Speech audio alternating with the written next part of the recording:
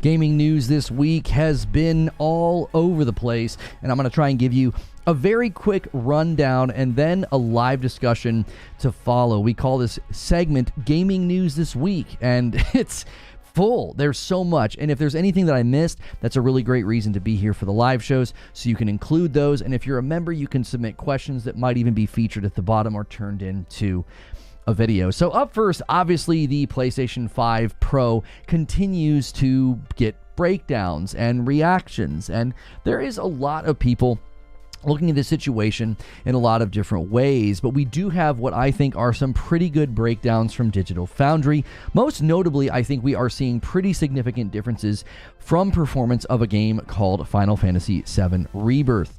And I do think we will see some more announcements and more games in the coming weeks about what exactly is going to leverage the brand's new technology, namely the advanced ray tracing and the PSSR technology. A lot of the bluster and a lot of the frustration over the PlayStation 5 Pro and its price, I think, does start to fall by the wayside when you've seen some of the pricing breakdowns from people who are in that realm and have looked at just what you would have to spend if you would like to get a PC that is sort of comparable to the performance, as well as just sort of acknowledging that that really isn't even the target audience. So if you are one of the people, you know, that are considering this or not considering this, you do have to remember that primarily the PlayStation 5 Pro is targeted at the either existing PlayStation 5 users who want to upgrade, or maybe somebody who's been sort of waiting to get a brand new PlayStation 5. And we are hoping to see more games in the coming weeks. We are hearing that the State of Play,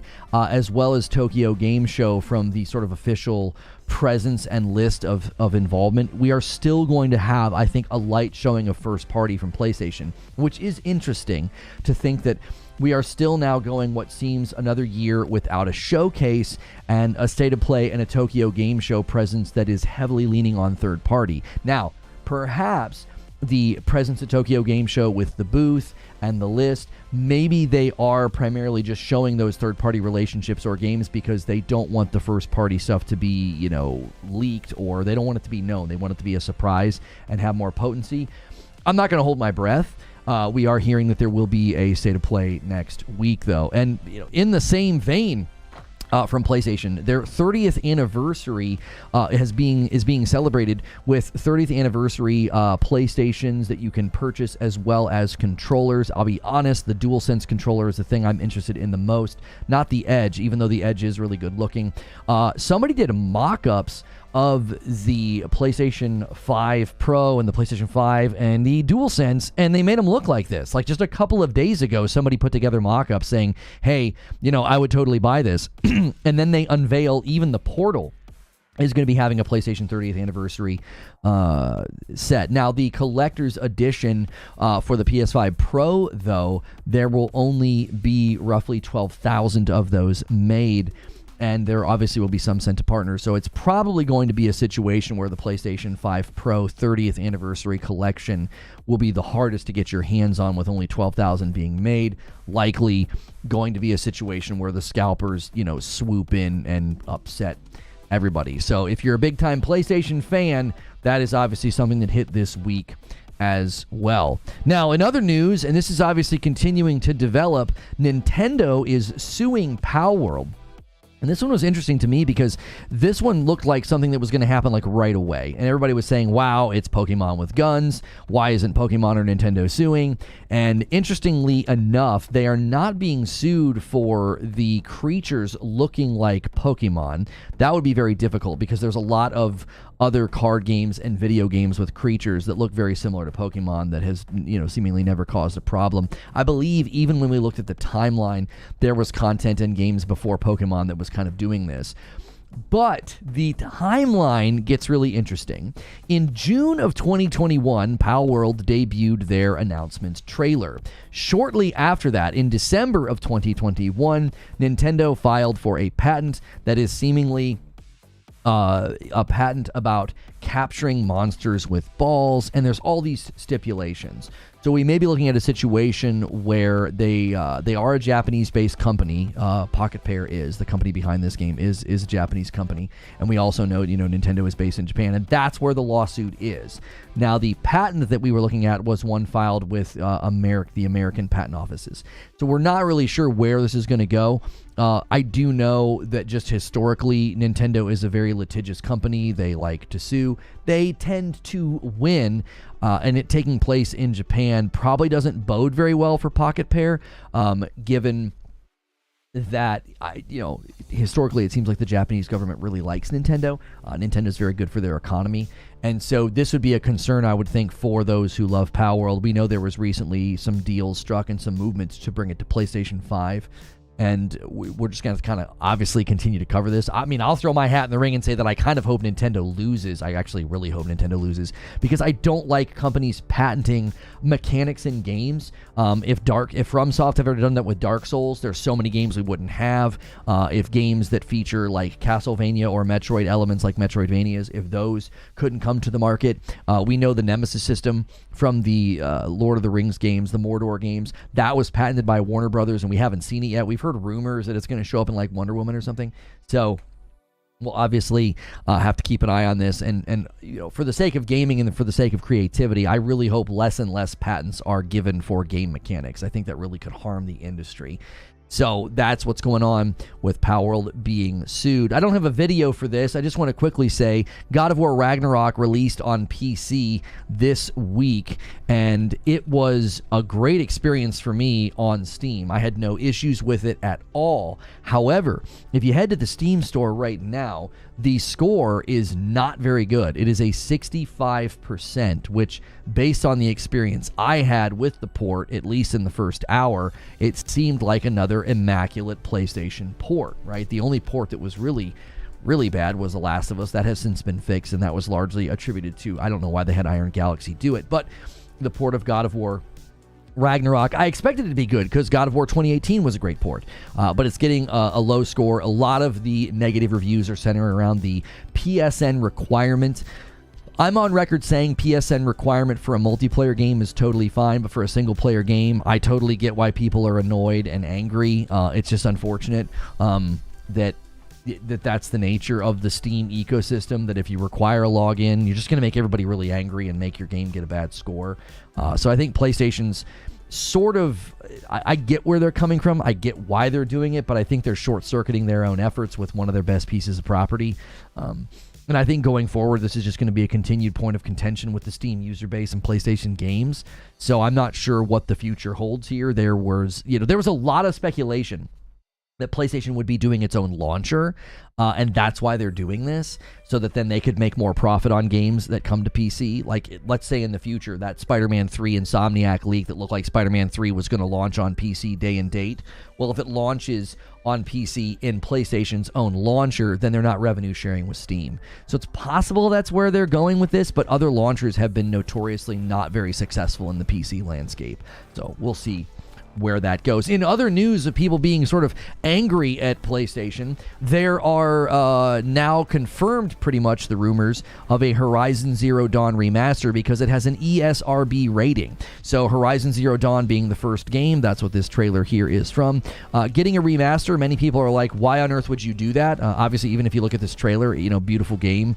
This is more simulated gameplay than raw gameplay, but the goal there for them to remaster it is one that many people are upset by. And my general take on this is that we know Guerrilla is working on multiple projects. We know this type of a project is likely only going to be a small team, perhaps even outsourced to another team. So I don't really have any issue with this, because I do feel a lot of times gamers fall into the trap of a false dichotomy of like, well, why are they doing this instead of making a new game? Well, Horizon Forbidden West only came out 2 years ago, and 1 year ago, the DLC came out, about a year and a half ago. And the recent Horizon Forbidden West PC port is like 6 months old. So the property is well in motion and freshly new. Like, they just did a fresh installment into the property of Horizon. So having a smaller team or some other studio take the first game and crank it up to a remastered status, I don't think there's a problem. They'll probably treat it like The Last of Us Part 2 Remastered, where if you own Horizon Zero Dawn, you can spend $10 to get the shinier version. I really do think PlayStation has seen such an influx of new users, people that did not own a PlayStation 4. Their recent report showed something like 25% of the PlayStation 5 owners didn't even have a PlayStation 4. Well, that's a lot of people that you are going to want to build their library. You want them to start buying games, and right now, PlayStation 5 games are there, and there's a good number of them, but there's going to be a lot more of them if somebody new to the PlayStation ecosystem can buy Last of Us 1 and 2 at next-gen fidelity, if they can buy Horizon Zero Dawn at next-gen fidelity. So I do think people need to remember there's a lot of people not like you. There's a lot of people who are new to the ecosystem, and they now have one more, once this is out, they'll have one more game at that quality to buy. And I know, given the bandwidth that went into it and the amount of work that probably went into this remaster, it's not taking anything away from me. I think gamers need to remember that this is not something that's distracting Guerrilla from making a new game for you or from making a new product for you. All of that is already in process. And again, this was probably like a small team or even an outsourced company. And there's business impetus for it. You have to remember that when companies do something like this, there's a business impetus for it. Like, people are going to buy it. People bought The Last of Us Part 1 remake. They bought The Last of Us Part 2 remaster, and apparently those were successful enough to warrant doing more, because it's not the only remaster. So get ready for more seething, malding, ragey videos, because rumors are now pointing to the other remaster that's coming being Days Gone, which, again, if you think about the scope and the size and the quality of Days Gone, this is a really good game to give the next-gen treatment. But we also have to remember that the PlayStation 5 Pro was just announced, and I don't think the timing of the Horizon Zero Dawn Remaster ESRB rating, I don't think the timing of the rumors about Days Gone, I don't think this is an accident. I think these are games at a level of quality already that they could go in and give it like a nice brush up of ray tracing or better textures or better resolution, or make them PS5 Pro enhanced and leverage the advanced ray tracing or leverage the PSSR, because that's sort of the stage that PlayStation is in right now. They're entering the second half of the gen and giving existing or new customers some of the best performance you can get, and having a larger library for those new customers, or a larger library for customers that are upgrading to PS5 Pro, is sort of a multifaceted approach. So I was actually recently planning on playing through Days Gone. I put about 15 hours of it into it on PC, and that was at a time where we did a lot of gameplay on this channel and nothing else, because we streamed on another channel. And I would love to do a fresh playthrough of this, so I'm actually going to wait to see if we indeed do get a Days Gone remaster. And I know people are going to get angry, and I know they're going to scream and yell that PlayStation only does remakes and remasters. I have received far more first-party and exclusive next-gen titles from PlayStation than any other platform. So they've sort of earned my trust that I know they're not just going to continue to give me remasters and remakes. If you compare the new games against the remasters and remakes, there's far more new games. There's been far more exclusives. So I have been very pleased with what I've gotten on the PlayStation 5 this gen. And I know we're about to enter second half, so we're going to get things like a Ghost of Tsushima or other sequels or other, first-party property that we've been kind of waiting on.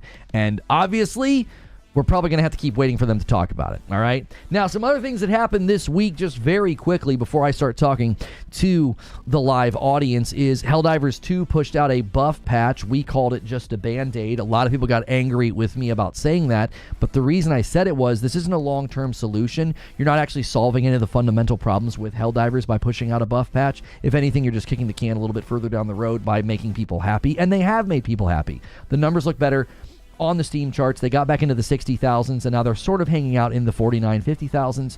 Player peaks, we'll see how the weekend goes. I don't think it will last because there's no new content. Even a new War Bond, I don't necessarily think is enough to really get people coming back. I think they're going to need new content, new engagements, new enemies, and maybe even implement some of the ideas I put out there about the Pendulum of Chaos and experimental weapons if they really want this game to have a rhythmic amount of excitement instead of just swinging from buffs to nerfs.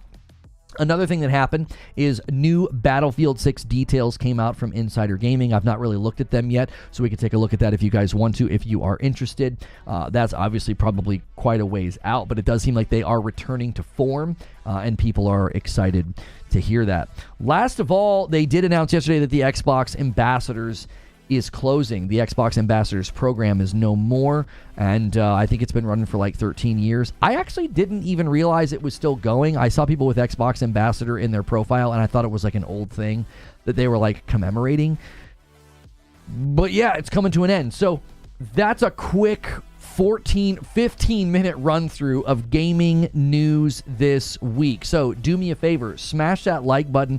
Let's get to 200 likes. Thanks for the strong turnout. This is something fun we do each week, and you guys can kind of drive the discussion right now. We don't really have an agenda of what we want to talk about. I just sort of run through what I feel like are the biggest stories, give you some of my quick perspective on it, and now I want to hear from you guys. But I do need to thank some people. I do want to give you guys credit for wherever we end up, okay? If you guys go crazy today and you get like 300 and something odd members in a single day, which you've done before, we'll hit the goal. We haven't missed this goal in a couple of weeks, but I'm not gonna like stress out over this, okay? But I want to give credit to people here. Jay Braun did a member plus at the beginning of the stream before I was live. I'm going to count all member pluses, all VIPs, all upgrades. I'm going to count this all as double, so that puts us at 165. Now, if you're just renewing your VIP, I'm not counting that as double. But if you're a brand new member, or if you upgrade to member plus or VIP, I am going to count this as double, and I'm going to bump us to 166 because Sheriff Bruce Lee renewed his VIP and said Ubisoft 10 plus years to make a pirate game, and then Like a Dragon Studios just announced their own pirate game. It comes out in February. What legends. Yeah, I saw people tweeting about that and posting trailers about that a little while ago. We could obviously take a look at that as well if you guys want my kind of initial reaction to it, because I believe that just hit like what, today or last, I believe it was like last night or this morning. Why no PS5 plates for the 30 year? Yeah, I don't know if they're going to do plates. I think for stuff like that, they like it to feel sort of like a collector's edition. They like it to feel like it's sort of a limited supply thing. I get why people might be frustrated that they might not do plates for it. I remember seeing somebody's mock-up of the PlayStation 5 DualSense controller with the color scheme of the PlayStation 1, and I was like, yo, that looks kind of nice. And then it's in Astrobot. If you do the very, very last challenge, you unlock that skin for your DualSense. You unlock that in the game of Astrobot. So it's called Like a Dragon Pirate Yakuza in Hawaii. We can check it out. It's a 7-minute long trailer. So, man, there's just a lot of game announcements, and we're not even to Tokyo Game Show yet. I'm kind of surprised that they didn't wait to announce it at Tokyo Game Show. Maybe they're going to have more. To show there. We'll see. We'll let this trailer run. I'll just kind of talk to chat. We don't need necessarily the sound for it. Gray plates won't look good. The anniversary body of the console is gray, not just the plates. Oh, you're saying it wouldn't look good because the overall body is different? I didn't even consider that. Solaire says, I think it's time to just say Microsoft Gaming, Xbox is done. What makes you say that? Oh, because the Xbox Ambassadors program shutting down? If I can figure out how to get PlayStation Stars to start working and let me redeem my points, I'll be playing Dead Rising Remaster. I had to update the app. To get the Stars to work. My app kept saying Stars wasn't working on PlayStation, and then I did a little update and it fixed it. What's good, True SSJ Havoc? How are you? Guys, thank you so much. There's over 500 people here. Again, make sure you're hitting that like button and get us to 200 likes. We only need 40 more likes. And thank you so much for continuing to gift members. Joker Quinn says, boys, we've done this before. He believes that you can do it again. You guys are going to need like over 300 members in a single day. And you guys are going to need to either all band together and do a train, or you're going to need the big boys to show up if you guys are going to hit it. Your stars are working. This game trailer is for Like a Dragon Pirate Yakuza in Hawaii. Let's see if we can we got a lot of cinematics here. Is there any gameplay? A lot of cinematics. Yeah, here we go. Let's go to the tail end here.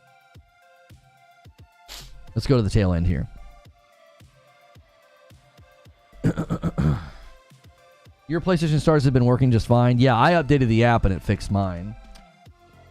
Like a Dragon games are highly underrated. It's pure fun. Yeah, I mean, it looks like there's going to be, hand-to-hand. There's going to be naval combat. Are you actually going to be able to board ships and fight here? That was one of the main frustrations people had with Skull and Bones. Yeah, it looks like you're going to totally be able to board ships and fight. So, Like a Dragon fans, you guys have been eating really, really good. Infinite Wealth is probably on its way to getting some game nominations this year at the Game Awards. So... this game comes out February 28th of 2025 on PS5, PS4, PC, Series X and S, and the Xbox One. So it is going to be February 28th, cross-gen supported. Do we know if they're going to sell replaceable thumbsticks in the 30th color? Oh, for the DualSense? Yeah, I'm not sure. That's a really good question, because if you get the... I'm sorry, not the DualSense, the DualSense Edge... yeah, if you get the PlayStation 5 DualSense Edge 30th anniversary controller and the joysticks go bad, yeah, aren't they gray? They're not the normal, like, matte black that they sell on the website. Has there been any word on if the PS5 Pro will still have the M2 expansion slot? I believe that it will. I believe they've already said that, yes. It'd be weird for it to not. I can't wait for the Pro. It's going to be awesome, but I'm worried about first-party games. This is something that's just been continually frustrating with PlayStation, is that, and this is just part of the nature of marketing differences. If you contrast the differences between the companies, they all have their own unique way of marketing. Nintendo does Nintendo Directs, Xbox does their Developer Direct, and then they do a really big showcase every summer, and then they show up to Gamescom, and then they're going to do another big thing at Tokyo Game Show. And then PlayStation's just kind of like, yeah, if we feel like doing something, we will, and you'll know a week in advance. Like, there is no steady rhythm. There is no predictable rhythm of marketing from PlayStation at all. Like, I have found that frustrating for quite a while. They don't just come out and say, oh, yeah, we're going to do a state of play every quarter, or, oh, yeah, we're going to do an annual showcase. Like, it's like you have no idea. You have no idea what's coming and when. And... it's possible that they're pivoting to that strategy because it does save you a lot of heartache. Like, you're not having to announce games and then delay them, or, show off games for this year and then, oh, they don't make it. Like, Xbox has been notorious about that. They've had 4 years of amazing showcases, and they've had way more games delayed than have made it on time. The vast majority of Xbox's showcases are filled with games that don't ship on time. Another game that was supposed to come out this year that Xbox had been marketing for a really long time and talking about play it day one on Game Pass in 2024 is now going to be launching in January of 2025, and it's not even going to launch. It's going into game preview. 33 Immortals.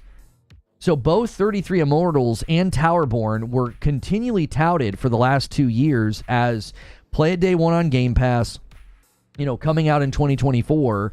And they've both been pushed into next year, and they're not even releasing, like, they're going into early access, which I'm all about early access. I think more companies should use early access. I applaud that, but it's another string of games that aren't coming when they said that they were coming.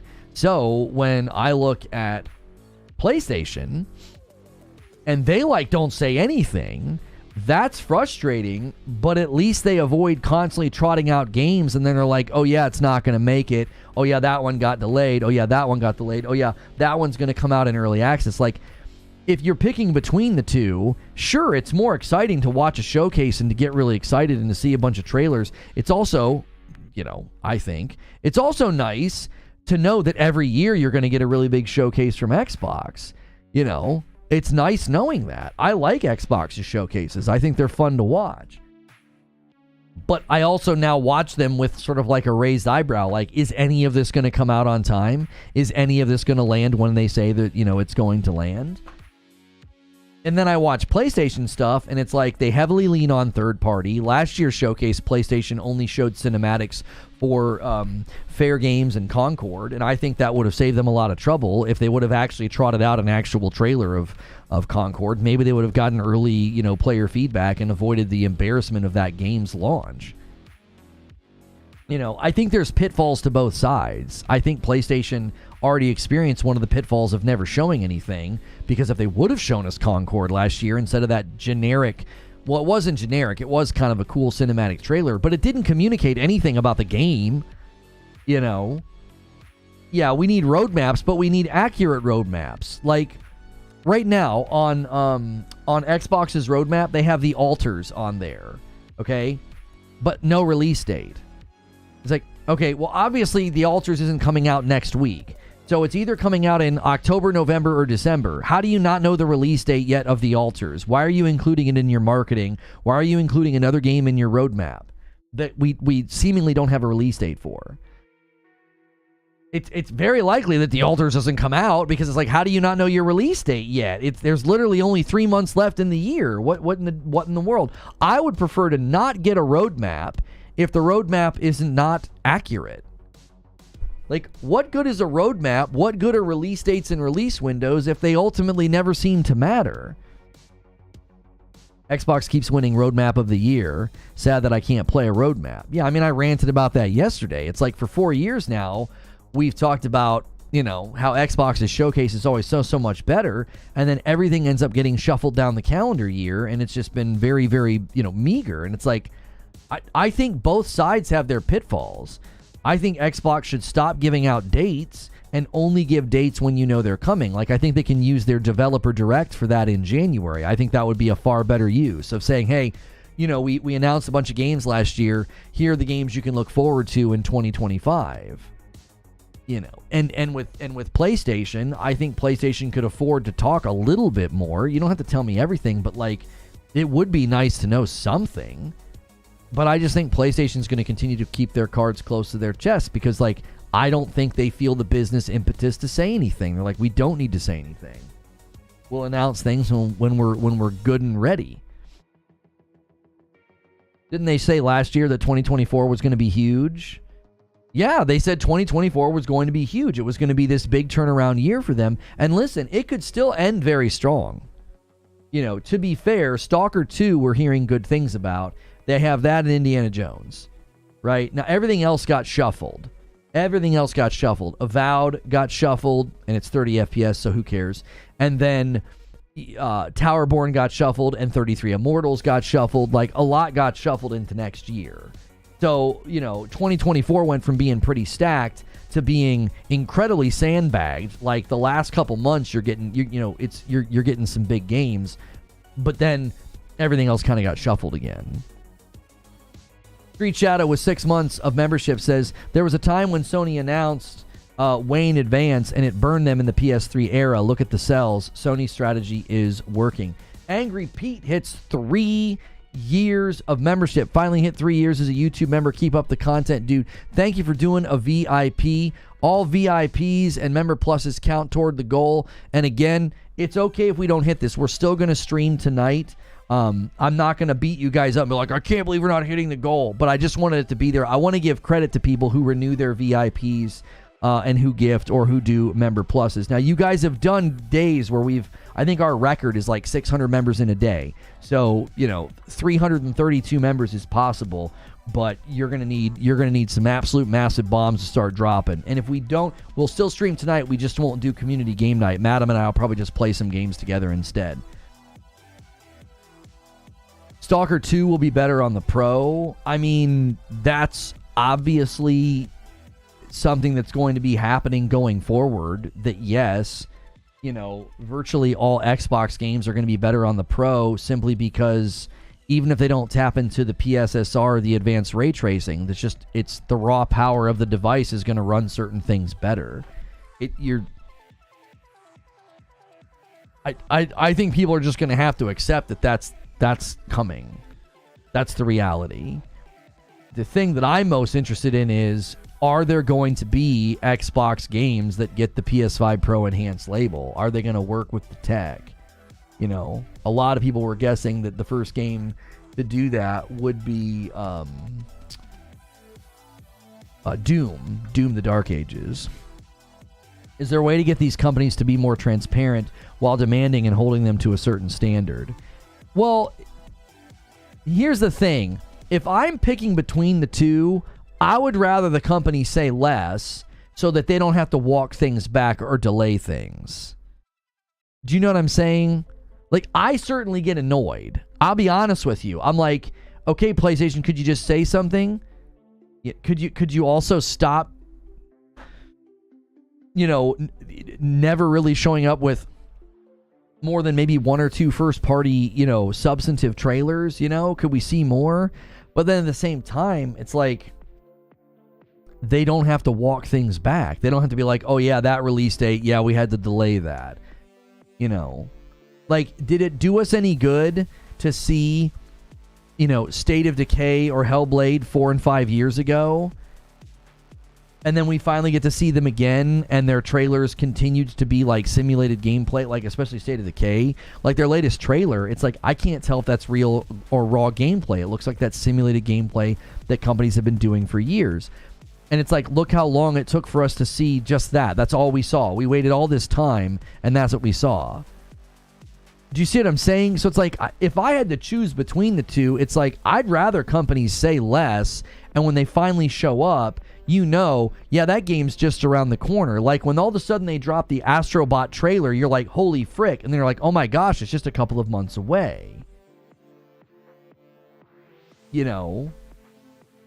Same thing with the, Lego Horizon or, any of the games that happened earlier this year. It's like, we didn't sit around and wait for what felt like an eternity for those games because they were announced and shown a lot closer to their release dates.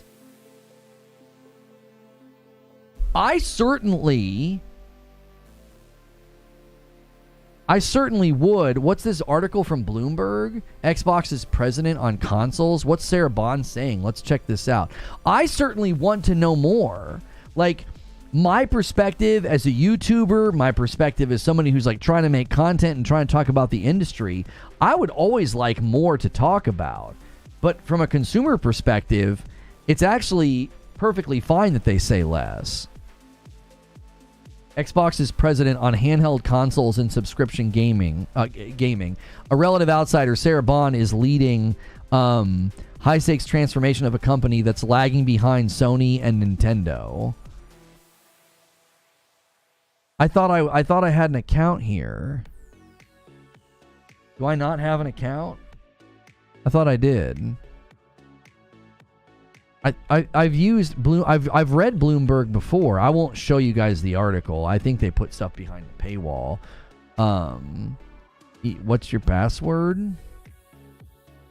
Oh, I don't know. They always email me a code, and I just use that. That's typically how I use Bloomberg.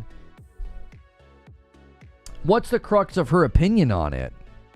I'm curious. Is she saying, like, because one of the things, we didn't talk about, I completely forgot to talk about the fact that the PlayStation 6 leaks are showing it's going to have two socks. Bond managed to hold it together. Bond's strategy was to satisfy the CMA mid-October. They're recapping the CMA. In her role leading Xbox's hardware development and relationships with publishers, Bond splits herself between shoring up its traditional gaming business and reaching into untapped areas. She's hinted at new Xbox hardware. Spencer has repeatedly professed his interest in a handheld device, while the company has also begun Xbox exclusive games on competing consoles and promoting Netflix-esque subscriptions to not need a console at all. In theory, buying Activision with its popular titles across Xbox, PlayStation, PC, and phones helps Microsoft on all fronts. But if Bond is going to pull off this transformation, she's going to have to navigate her division through some pain. Microsoft has already cut more than 2,600 jobs, with a quarter of the cuts announced in mid-September. It's part of an industry-wide job loss totaling 1,100. Its gaming unit is operating under the challenge of set revenue and profit goals. Ominously, the mobile gaming market has softened significantly since Microsoft decided to buy Activision, in part of this result of changes that Apple has made to its privacy policies, making it harder to find new customers on iOS devices. Global consumer spending on mobile games dropped by 2% in 2023, the second consecutive annual decline. Bond acknowledges the headwinds while also insisting the gravest risk is being too conservative. This is her quote. She says, "The opportunity on the other side of this is bigger than all of us," she says, still almost a year after pushing through the deal. Bond's biggest challenge may be proving that doing so is worth the effort. She grew up around the trappings of American success, British boarding school. Her parents are divorced. I don't care about any of this. She returned to New Jersey, left Princeton. She rose through the ranks. Most phone carriers enjoyed this. When Bond joined Microsoft, she saw this.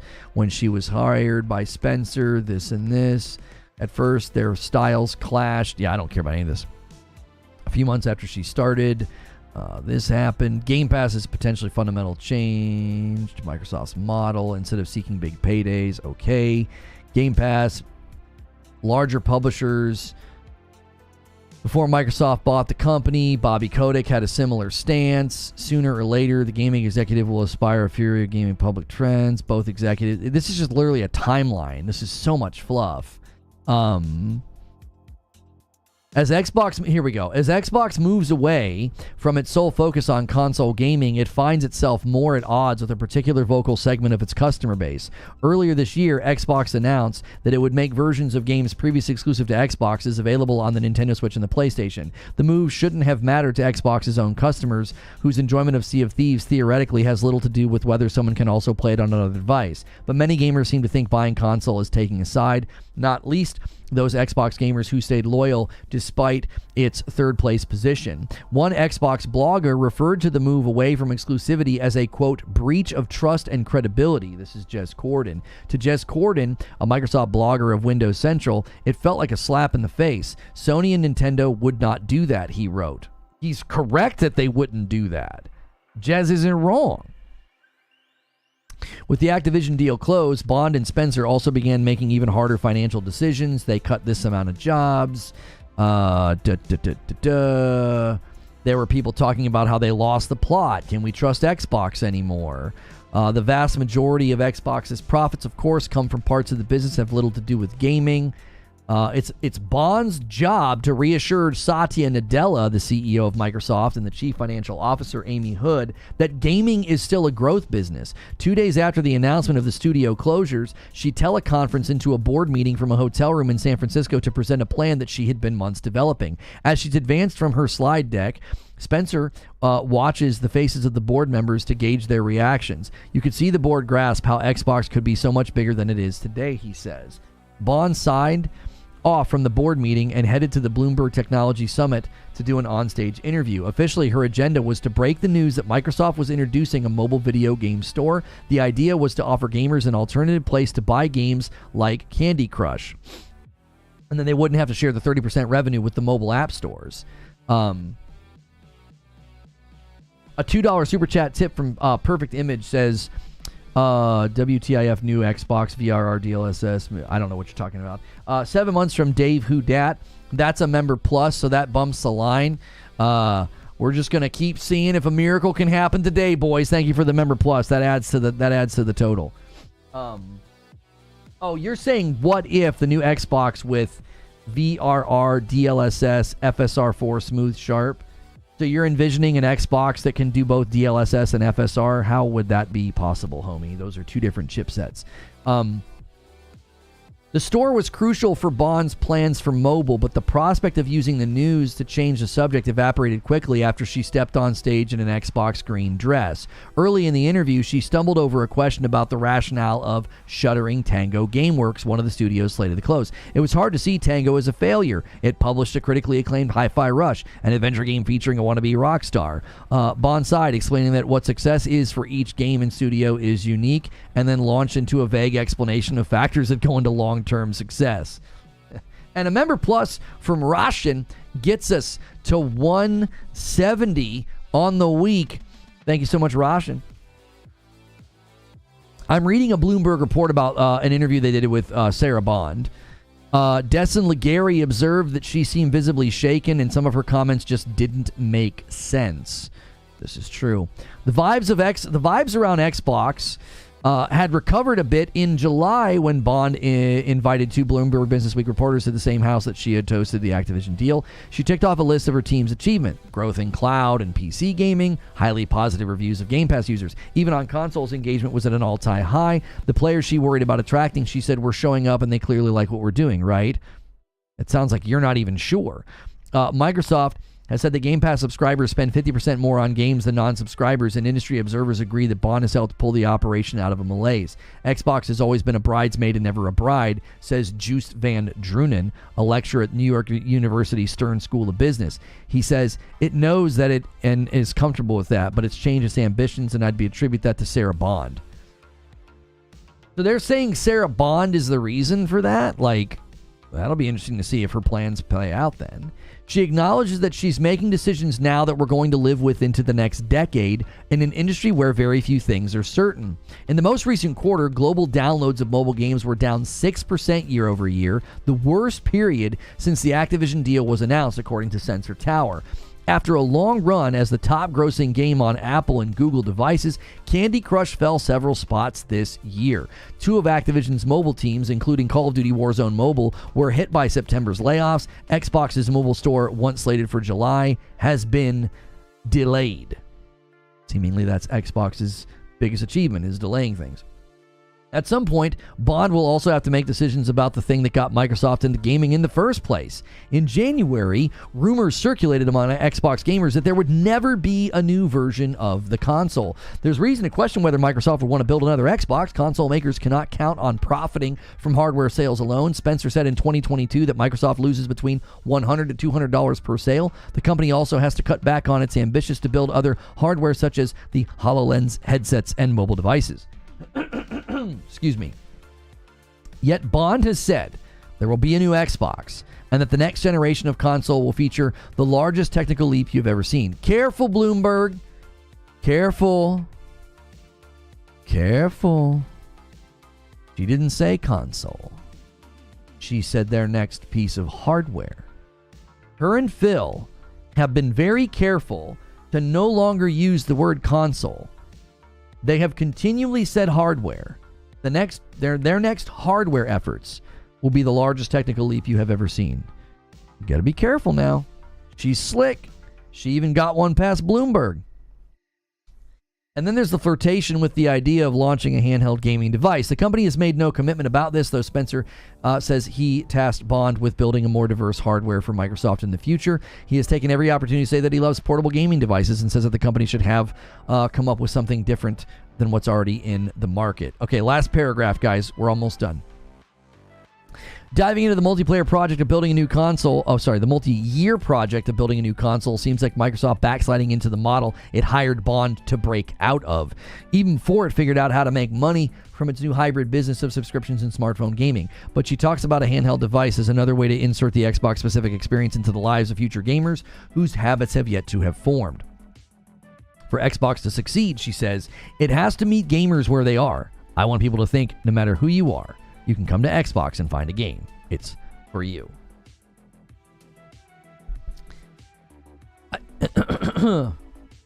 There's nothing here.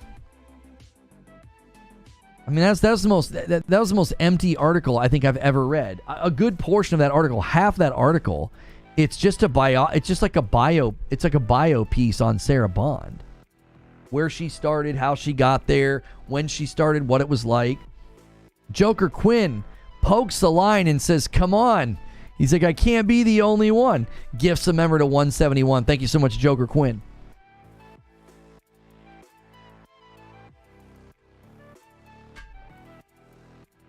I don't know. There was nothing there. It was just like, there's analysts attributing things to her that I'm like, I don't really understand why they're attributing that to her. I mean, if that article is to be believed, then it sounds like she's doing two things at once.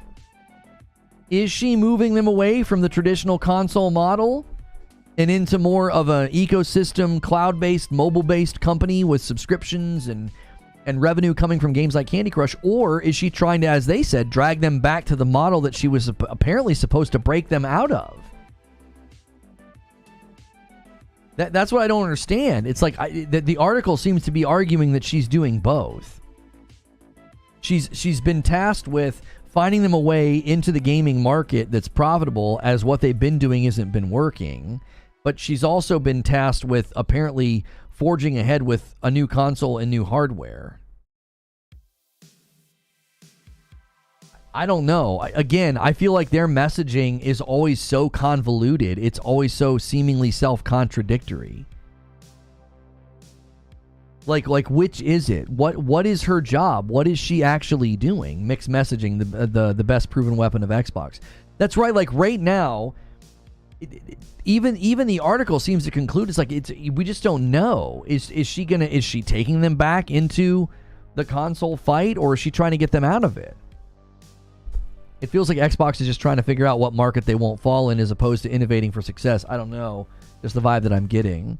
Their engineers are not the issue. It's management. She needs to get all the Xbox games Play Anywhere certified. Xbox players are worried about their digital libraries. Wait, why are Xbox players worried about their digital libraries?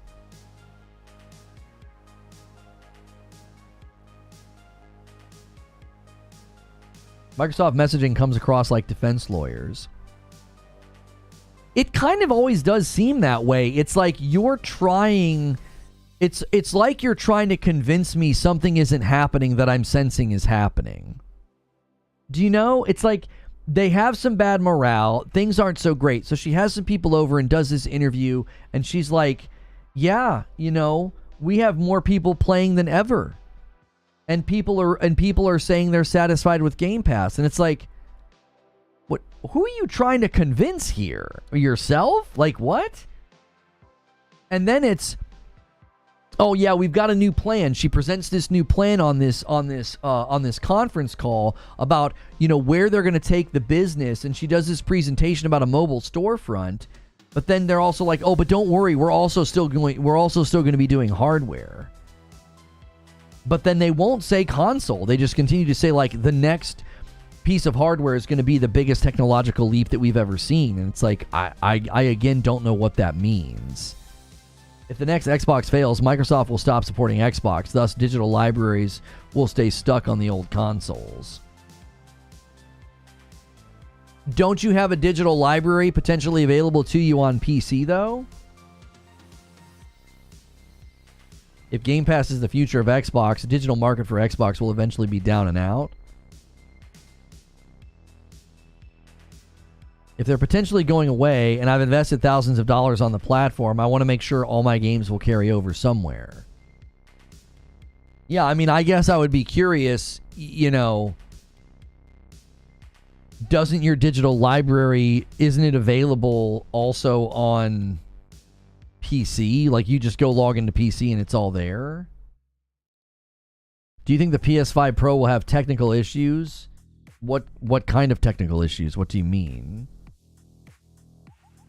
What are you thinking might happen with it? Do you have an idea or a suggestion? Yeah, I didn't even include in my show open today about the gaming news this week that we've now got confirmation that the PlayStation 6 there's going to be 2 socks for it, which means they're making 2 versions. Most people seem to think it's going to be some kind of a handheld. Some kind of a dockable handheld. I actually think that's far more likely than 2 different PlayStation 6s. Like, I don't think we're going to end up with a Series S situation. I pray they don't do that. That would not be good. Unless they just come out with some way of having the advanced ray tracing in PSSR. That's the main bridge that people will use to upgrade their games. So you could have a mid and a high level version. Maybe the technology helps them with that. What is a sock? It's basically that they're making 2 different versions of the PlayStation 6. You think PS5 may have issues like shutting down, crashing, or something? I mean, I don't know why I would think that. It's SOC, for the love of God. What? I'm calling it a sock. It's a sock, like a sock that you wear on your foot. I mean, why would I speculate or think that the PlayStation 5 Pro might crash or shut down? System on a chip? Yeah, it's a sock. The more pedantic you get about it, the more I'm going to say it. So keep lecturing me, and I will say it more. You can't win this fight. I'm excited to buy, 2 PlayStation 6 socks, dude. I'm excited about it. I hope they keep my feet warm in the winter. If the sock fits, wear it. That's right. You see? You see the message in the Discord? As of right now, out of the 900 games I own on my Xbox, only 21 show up on my PC. I mean, I think that's a valid concern then as an Xbox consumer, is if they basically abandon doing another console, then yeah, you're toast. Like, where are you going to go to play your digital library? Now, I don't think they're abandoning hardware, but I think their next version of hardware, I think it's going to be very different. I don't think it's going to be a traditional console. Now, maybe this is just wishful thinking on my part, because I kind of want them to do this, but I think it's going to be, the Xbox Next, or whatever these people calling it. I think it's going to be, and even if they call it that, I could see them calling it the Xbox Next, and they'll say that it's the next stage in, it's the next stage in console gaming, or it's the next stage in gaming, and they'll say something to the effect of like, it's more than a console. And that's going to be their big technological leap and bridge, is that it'll be a hybrid console / PC for the living room. Reviewing the system on a chip. Yeah, SoCs. Yeah, the PlayStation 6 is going to be 2. And so people are like, oh, is it going to be an Xbox Series S situation? And most people that are kind of doing like a wink, wink, nudge, nudge, like they know what's going on, they're like, no, it's going to be a handheld. That's what I'm seeing. I'm seeing people immediately be like, yeah, it's a handheld. It's like a dockable handheld or something. It would be really, really hard to fathom a PlayStation watching what took place with Xbox's hardware this generation and saying, oh yeah, we should do that. We should make a weaker console when we introduce the PlayStation 6. Like, I can't picture a world where they would do that. Having the Series S and the Series X has been so obviously damaging to Xbox's momentum this time around. It's almost to me, it's almost undeniable that it's why their own games come to market slowly. They get third-party games more slowly, like they come late, and it's like, and anytime there's performance videos out there, you guys have the system in the market that looks the least impressive, that looks the worst. Like, you're getting hit from all sides here. I cannot imagine anybody in PlayStation's R&D department saying, yeah, we should totally do what they did. We should do that. No, I think what they're doing is they're trying to come out with a handheld, like a dockable handheld, because that seems to be something that people are growing an interest for.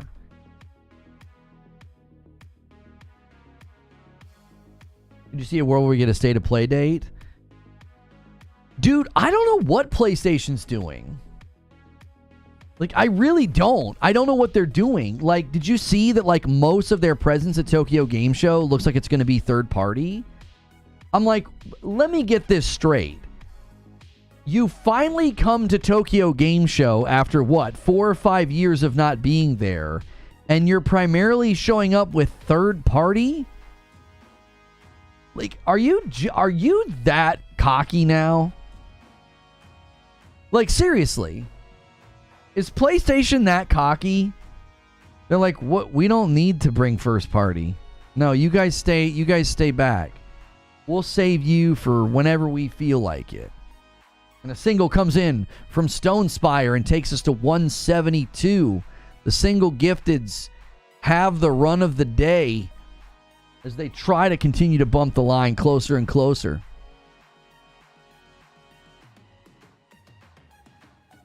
Like, is this the future now, where like we don't ever get any first party presence almost at all, and then we'll just randomly get announcements? Like, when are they going to start? When are they going to start showing first party? You're finally coming to Tokyo Game Show, and that's what you're doing? Another single from Stonespire takes us to 173, and then a 5-bomb takes us to 178, but then 179. Stonespire can still do what he's trying to do. I know what he's trying to do. He's trying to round this out. He's trying to tempt the big boys to see if we can't get something going here.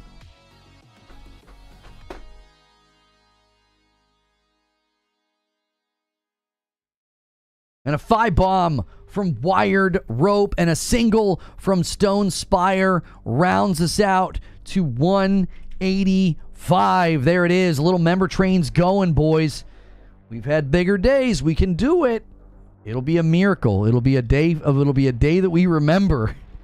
Otagon Oslo with a $2 super chat tip. Sony's been holding back their exclusives for the Pro. I think you're correct. It's their 30th anniversary, and they're going to be doing a show in December. What? They will roll out the red carpet then. Silver Subaru gifts a member and gets us to 186. What do you mean? Isn't it? It's their 30th anniversary during Tokyo Game Show. Aren't they having a guy come and speak? Why would they not show up to Tokyo Game Show with more first party? If it's your you're going to show up to celebrate your 30th anniversary. You're going to have homie come out and talk from the very beginning of PlayStation, and you're there with a bunch of third party? What are you doing? That doesn't make any sense at all. And another single gift that comes in from Joker Quinn. No, there's no Mike show today. The only show we could have done was about the, Nintendo suing Palworld, and I didn't want to do a show about that.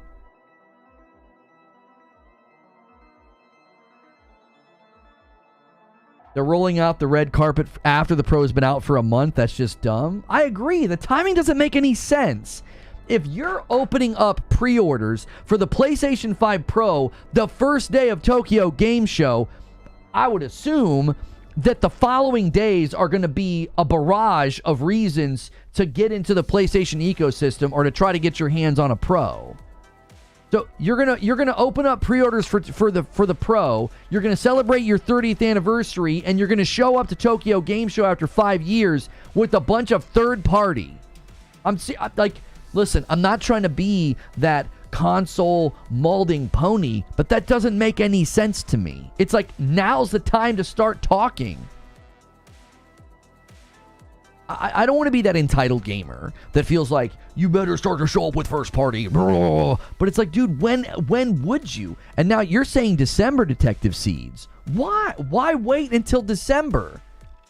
I mean, I guess holiday sales. Okay, they could try to do a re-injection of PlayStation 5 Pros in December for the holiday, and maybe that's why they're waiting. But good gracious, isn't it going to feel a certain kind of way to be celebrating 30 years of PlayStation with third-party games? I mean, is it a market flex to be like, yeah, we've been in the business for 30 years, and we're here with a bunch of third-party companies that like working with us because we're basically the only game in town now. A 2-spot from SDO. I agree, but what if Sony aren't holding back? Well, we know they internally delayed first-party titles. We know they did that, and we know they're first-party studios. There are a ton of projects being worked on right now. They have a lot of irons in the fire. I think they're just waiting to say something. It's just, they've done this before. They like to let their first-party breathe, so they'll let something first-party happen. Like they did this with God of War. They wanted The Last of Us Part 2. I'm sorry, they wanted The Last of Us Part 1 remake. They wanted it to land and release, and then they didn't really do anything with Ragnarok until after. We were all sitting around waiting, like, where's the gameplay? Where's the release date? And it was like they didn't do anything with it until after Part 1 remake came out. It was infuriating. It's like they never want to step on the another project's toes. So it's like they'll go dead quiet, and then you got to wait, and you got to wait, and you got to wait. Oh, the anniversary's in December. I'm not the only one saying this, as Detective Seeds. A December show will celebrate their 30th anniversary. They celebrated the 25th anniversary in December of 2019. Otagon Oslo with a $5 super chat tip. I bet $20 first party will be shown state of play in December, like Seed said. Sony feels they don't need to help Microsoft fall on their own sword. Okay, hang on. Let me see if you're correct.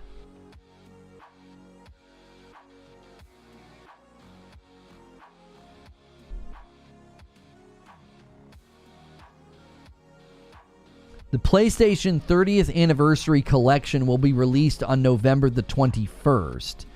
It does stand to reason then that their anniversary would then be in December after that, right? When did the PlayStation 1 release date? December 3rd, 1994. Okay. It's freaking annoying. I really thought Tokyo Game Show we were going to finally get some stuff, man. It sounds like it's just going to be more third party. I get it. I get what they're doing. They like to keep their cards close to their chest. They're going to walk out in December when nobody else is talking, and they'll be the runway to the Game Awards, and they'll be able to announce maybe a bunch of stuff. I don't know. And then probably around that time, do a re-injection of PS5 Pros for people to order, and they'll celebrate their 30th anniversary, and they'll be, I get it. It's just like, good gracious. You can't knock the results. You can't. Yeah, I know, Kingslayer. Thanks for the heads up. It's annoying, but you got to roll with it. Yeah, it's just been a consistent theme with PlayStation is that they just don't say anything, and they really do. They really do keep first party like back behind the scenes. Like they don't let them come out and say or do anything.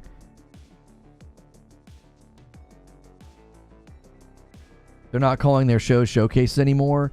It's speculation, Solaire, but it does really seem like they're not doing showcases anymore. They're just going to do state of plays. I remember being really confused because when we knew the PlayStation 5 Pro was coming, I said they'll do a state of play for it in September and it'll release in November.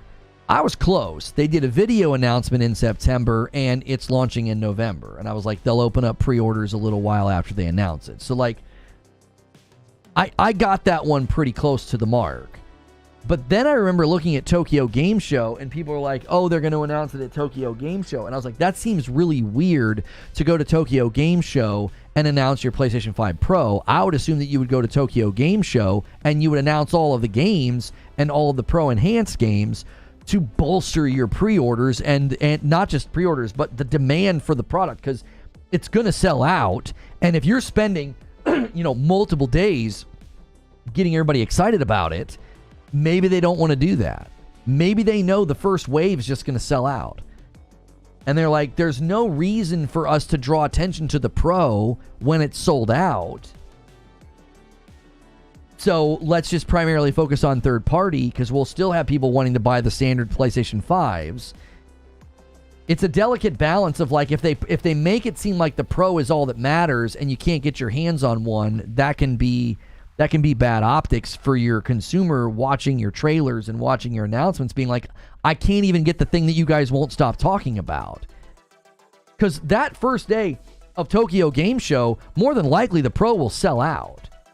And maybe in their marketing strategy, they're like, you don't want to sell out of the Pro and spend every day of Tokyo Game Show talking about these big, amazing titles that are going to be awesome on the Pro. But the reason I thought they were going to do that is I thought they were going to be talking about games or at least announcing things like Ghost of Tsushima 2, which is probably releasing next year, and then like a Spider-Man DLC that would likely be like holiday.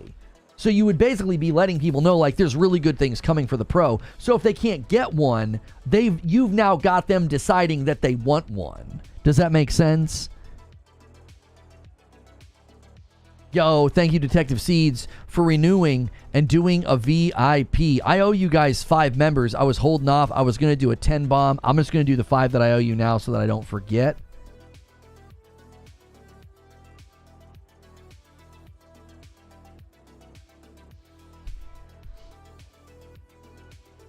Like, you certainly don't want to downplay the standard PS5. Like, you don't want people coming to, Tokyo Game Show, tuning in, watching trailers, watching interviews and being like, oh, the standard PS5 is crap now. I don't want one.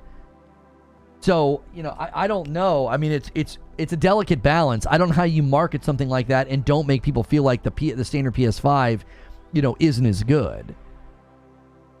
I think there's a delicate line there to walk on. Would it be possible for them to make advanced games for PS5 Pro that can't run? No, they would never do that. That would be a monumental mistake. They've designed the technology to be something that happens after the fact anyway. It's upscaling and proprietary ray tracing. So there will not be games that only run on the Pro. That will not happen. If anybody's claiming that will happen, you know, I saw people saying that, like, oh, I can't wait for them to start selling PS5 Pro only games or charging you for the PS5 Pro upgrade. Those people are just ignorant. They don't know what they're talking about. That's not going to be a thing. This is something that they do after the fact. It's not like new content or extra features. It might turn into an extra mode that you can select in your performance options, but it's not going to be like a remaster or a remake or something like that. Xbox is about to announce some stuff next Thursday. I'm hoping it's finally a date for Starfield for PlayStation. It's time more people can play that game. I think they're going to want to get Shattered Space out before they say anything about Starfield landing on PlayStation. The Pro is not that big of a leap that the game could not run on the base unit. Yeah, like even if you completely max out a game and you tap into all of the power of the PlayStation 5 Pro, it wouldn't mean that it can't run on the base PS5. All you'd have to do is turn some things off, like turn the ray tracing off and maybe lower the resolution or something. Like I'm simplifying it, but like Paul is right. Angel's Egg with a $5 super chat. Is there any chance that we see live service at the next PlayStation State of Play? I mean, I have it on good authority that PlayStation is still going full steam ahead with their live service plans, but they are wanting to do a better job of assessing market feedback, which the market feedback on Fair Games has been terrible, so I don't know what they're going to do with that. Like, the like to dislike ratio is awful. The comments are terrible. Like, nobody wants Fair Games. Sorry to tell you guys that want, like, a competitive heist game. But that game doesn't have high demand. It doesn't have a chance, in my mind. So I don't know what that's going to look like. It wouldn't surprise me if they avoid the word live service or they avoid live service announcements, at least for a little while. After what happened with Concord, I think they're going to want to focus on either like really strong third-party or second-party exclusives or first-party. You do not want to walk into the market right now as PlayStation and say the words live service. Like, what happened with Concord's embarrassing. Like, you don't want to bring that up. You want to focus on Astrobot. You want to focus on the 30th anniversary. You want to focus on the PlayStation 5 Pro. I mean, that's why they did what they did with Concord. They're like, yo, get the frick out of here, Concord. Like, we're about to celebrate the 30th anniversary and have all this nostalgia. We're about to have Astrobot. We're about to have a Pro unit. Get your stinking carcass out of here. Get out of here. Jade Raymond is the head of that team. I can't see her shipping crap. She's a goat. And a 20 bomb from Charles Freeman. He says, come on, boys. We can still do it. 208. Gonna need a member bomb train from the big boys. And Charles Freeman starts one. We'll see if anybody else picks it up. We'll see if we can't get Dave or Feed in the mix.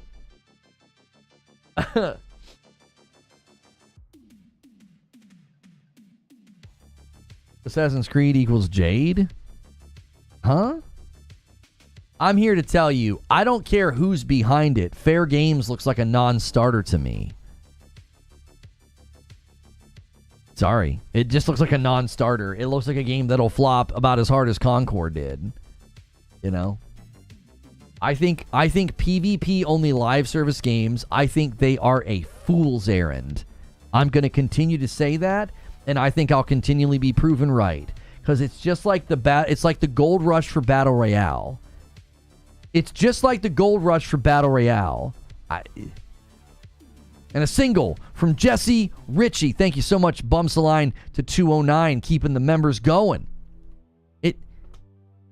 It's like the gold rush for Battle Royale. Like, I don't think there's enough room in the market anymore. Trying to launch a live service game that's PvP only, I think it's a fool's errand. Oh, but our PvP game has This, so what? Like, there's so many games out like that that are free. You gotta launch it for free. And then you're competing with absolute leviathans. Like, they're gonna charge $40 for Marathon? Dude, just cancel Marathon. Why? Listen to me. The hubris of Bungie is unmatched. It's unmatched, dude. The fact that they're still, if the leaks are to be believed, if the leaks are to be believed, their thing is still coming. It's gonna be $40. Good night. Do you think the failures will maybe drive PlayStation creators to make more single-player games, or do you think they will still be fools? Well, okay, remember that chart where they showed their investments? They are increasing their investments in single-player games. They are also increasing their investments in live service games. So they're not trading one for the other. This happens a lot. Like, people are really angry about the Horizon Zero Dawn remaster. And it's like, that's a small team or outsourced to another company. Guerrilla is actively working on multiple projects right now. Like, the Horizon Zero Dawn remaster is not taking away a new game from you. Like, stop thinking so dichotomously. So don't view live service games in the same dichotomy of like, oh, if they wouldn't be doing these live service games, I'd be getting more single-player games. You're going to get more single-player games because they're raising the funding into the single-player games more than it's ever been there before. It's all bunned up. Oh, very cute. Turn around. I want to see the back. Cute. How short did you go? Like shoulders? I'll never know. All right, stop.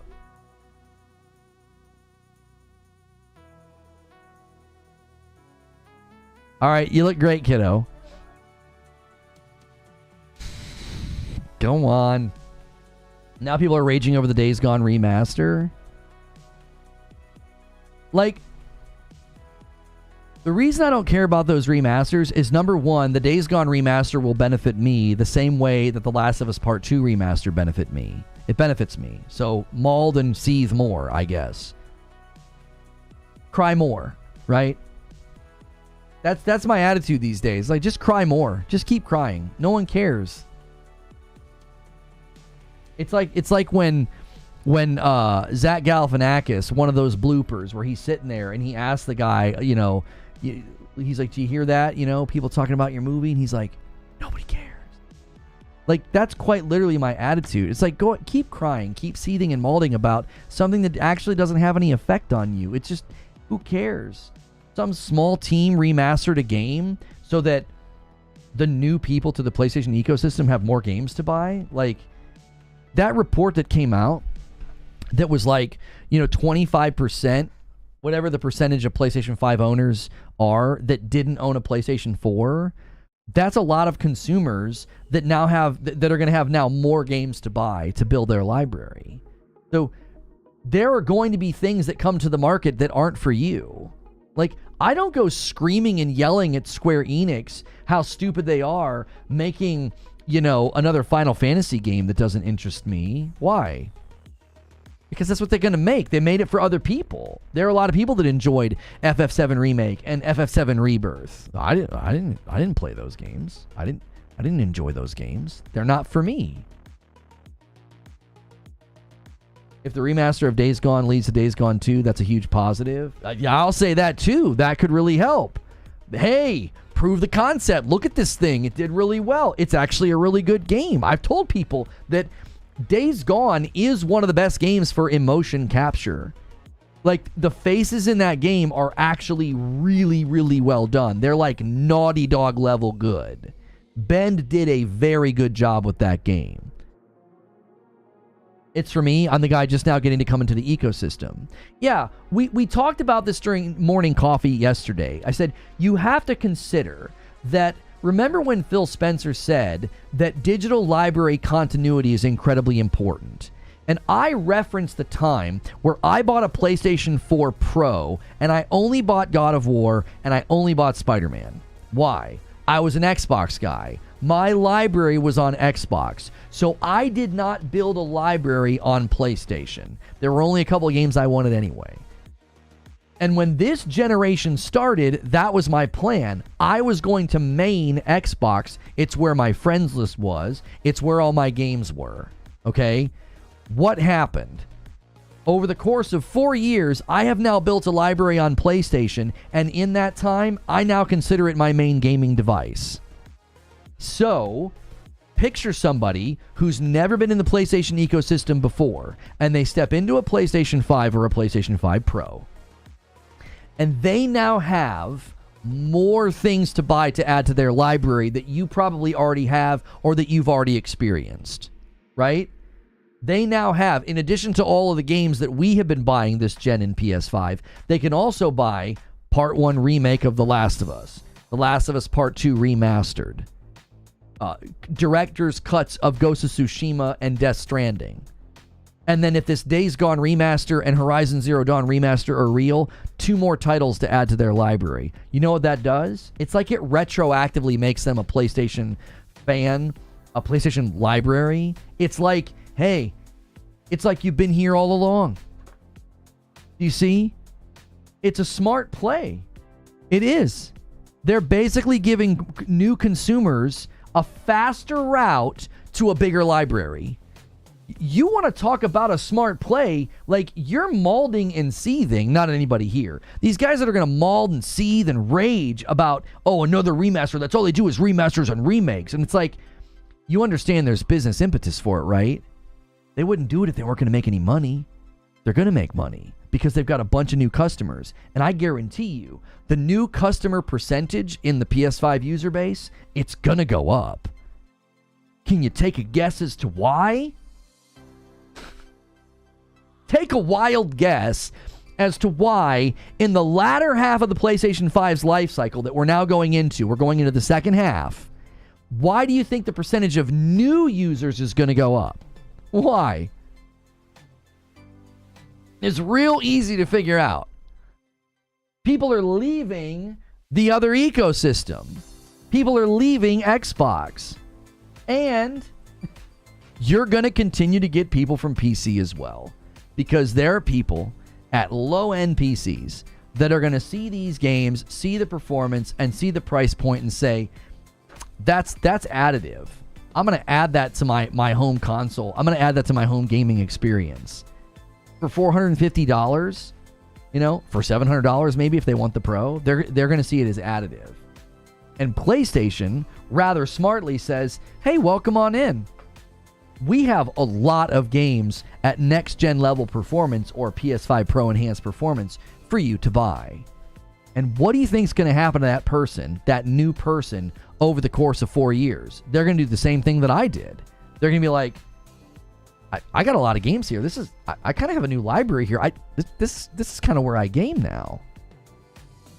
By this logic, Bloodborne seems inevitable. I think Bloodborne is inevitable. Do you want to know why? Because there's been too many leakers, too many people with sources that have said they have heard about, they heard about a Bloodborne remaster, but then there's other people that said that they've heard about a Bloodborne remake. Now, my theory has been that the reason those wires get crossed is because there was a remaster in production that was halted. And I believe the Demon's Souls remake is a part of that equation.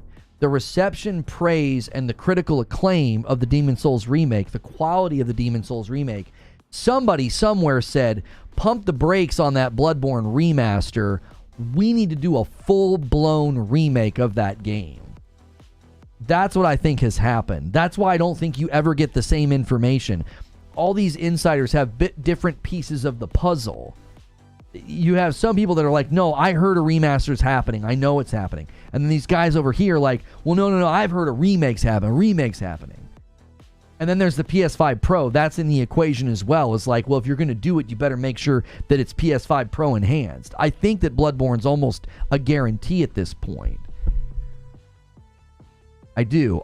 And again, I think what they're doing is they're looking at the landscape of people coming in and they're saying, the more we give them to buy to grow their library, the faster they become a PlayStation fan. Instead of like what I did when I bought my PlayStation 4 Pro, I was not a PlayStation fan. I bought 2 games and that's it. It was not a place where I was building a library. I bought it, I played 2 exclusives, and I went right back to my PC. They want you to come in and say, I'm going to buy this game, this game, this game. And by the end of a couple of years, you're going to have purchased a bunch of games. And now you're thinking, you have to think, once that happens to you, now your future trajectory view is, oh, yeah, I'm going to keep buying games here. PS5 Pro will come bundled with the Bloodborne remake. Oh, stop it. I'm going to gift the 5 members that I owe you guys since we hit another milestone. We hit 200. If you guys want to turn tonight into a community game night, you're going to have to scramble. You're going to have to bat signal the big boys. If not, we'll still do a Friday night stream. We don't cancel the stream. We just won't do community game night. We give you that opportunity to convert Friday nights. If they do a remake, it could end up a janky mess. Not many do Souls combat well. A remastered Bloodborne would be better. I think you have it backwards, Caveman Gaming. A remake would not end up being a janky mess. A remaster would. Because the original game is coded, everything's coded at 30. So a lot of the guys that have modded the game to let you play at 60, it's caused a lot of issues. I feel like you've got it backwards. A from-the-ground remake would be more likely to be smooth. What's community game night? So we stream every Friday night no matter what. Members can come hang out with my wife and I. We talk with you guys. We have some drinks. We have some laughs. Community game night means at a certain point in the evening, my wife and I will play a game with you. Fall Guys, Fortnite, Jackbox. It's just a fun thing to do to celebrate, you know, hitting a goal for the week. And we also have other things that we do. Like if we can get 600 people at Member Plus and above, that means you upgrade your membership or you get out of the gifted pool. When we hit 600, I'll do like an IRL stream on the weekend to celebrate and hang out with Member Plus and above. And eventually, if we hit the big goal of 1,000 people at Member Plus and above, I'm going to do a PC building stream. Currently, we're at 551 people at Member Plus and above. So that we've been slowly increasing the amount of people at that threshold. Member Plus is only $6. It just gives us the ability to see the difference between like a gifted member and a non-gifted member. I want to provide extra content to the people who are actively paying for memberships. I think that that's fair. I mean, if you get a gifted membership, you get morning coffee every day. You get writer's room every day. You get Friday nights every week. I like to go above and beyond for the people that go above and beyond for me. So that's why we do that.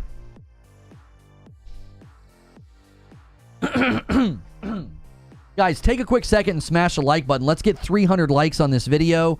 We'll probably stream for another hour and a half or so. We're just kind of chilling, talking about all the different gaming news this week. I tell you what we can do right now. If you are a member, let's clear the question queue. You guys can be featured on the channel by submitting a question. You type the word, you use the exclamation point, and then follow that immediately by question. Exclamation point question, then just put a space and type your question, and it might even get turned into a video. And it can be about anything going on in gaming news this week. That's what today is about. This show is yours. You can kind of direct the show where you want. And now is a great time to gift members or become a member. If you're going to become a member, you can click the join button or use the join command. Just make sure you pick Member Plus. Just make sure you pick Member Plus. And the question command is reserved for members only. So this is a great opportunity to gift members or to become one. Lone Wolf's going to submit the first question. You guys can get a look at how it works and what it looks like. You can see how he submitted it in the chat. Check and see how Lone Wolf submitted his question, and then Nightbot grabs it, and now it's right here on the screen. Lone Wolf says, has your excitement or hype lowered for AC Shadows? I saw gameplay footage of Noe. She was sword fighting a guy on a bridge, and he was pretty big. And It got me pretty excited. It did. It got me pretty excited. I thought it looked pretty awesome. It was like, it wasn't Ghost of Tsushima, but it also wasn't Assassin's Creed. It looked new. It looked like new combat to me. I was like, that looks fun. There was parries going on, you know. There was heavy attacks going on, stuns going on. I was like, yeah, this looks good. This looks good. Brett Williams, you're gonna need to resubmit your question. You and Patrick submitted at almost the exact same time. So anytime you guys go to type your question up, make sure and copy it before you send so you can do a copy paste later if you need to. That happens a lot. You guys like step on each other's toes. I love the interest in Q&A. I love seeing more and more people do it. Just be aware, if you both submit at the exact same time, that might happen. You're speaking in semantics? Huh? About what? I'm speaking in semantics? I asked because of the Ubi comment earlier.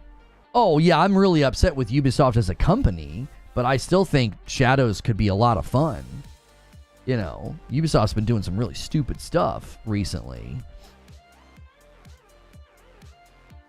So, hang on. We got more coming in at the exact same time. Riddish got through and Joker Quinn got through. Okay, you both got through. Porsche 911 fan says, have you ever played a great game with bad music? I don't remember. I don't have a memory of playing a great game with bad music. Oh, poor Brett. He resubmits and then he accidentally puts a space. You can't have a space in between the exclamation point and the question mark, Brett. Lone Wolf's helping you out. Thank you, Lone Wolf. I'll say this. I've played a good game with really bad sound design. I'll say that. I felt like Outriders was a good game. It was a fun game. But that dadgum sound design, it was so... I couldn't play it. It honestly, I felt like it was headache-inducing. I swear it was headache-inducing. The sounds of the guns in Outriders was so bad. I could almost not stand it. It was honestly hard to play. It honestly was. It was tough to play. Matthew Harris, if you want to submit a question, you do need to be a member. If you decide to become a member, click the join button and make sure when you guys become members, you become a member plus or a VIP. The standard $5 membership tier is reserved for gifteds. You might get a gifted. Who knows? They might go crazy. The member goal, we've hit that member goal like 4 or 5 weeks in a row, and they might scramble here. We'll see. Deity Anubis submits a question. What are your top 5 open world games? Wow. Top 5 open world games. Number 1's Ghost of Tsushima. No question. It's one of my all-time favorite games, and I really like. I've played that game more than many. I've got a lot of time in Ghost of Tsushima.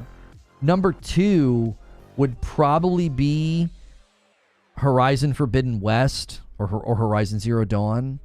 You know, they're kind of interchangeable in my mind. They were both really good. I really liked Forbidden West. I really liked the Burning Shores DLC. That'd be number 2. Number 3 would probably be Assassin's Creed Origins. That's my favorite Assassin's Creed game. It's just I feel like it's very good. That would be number 3. Number 4 would be probably The Legend of Zelda Breath of the Wild. The exploratory purpose and just sort of the way I experienced that game was phenomenal. Number 5 would probably be... People are saying Red Dead 2. No. Red Dead 2 is a brilliant game, but I didn't like that game as much for its open world. I like the story and the characters more than the open world. I think number 5 I would probably pick Elden Ring. because I absolutely love the opening of Elden Ring. Spider-Man's great, but I wouldn't put Spider-Man in the top of my like favorite open world games. Yeah, I almost said Skyrim because I have really fond memories of Skyrim, like going up the mountain for the very first time, you know, and learning the first word, you know, Foos. Foos Roda.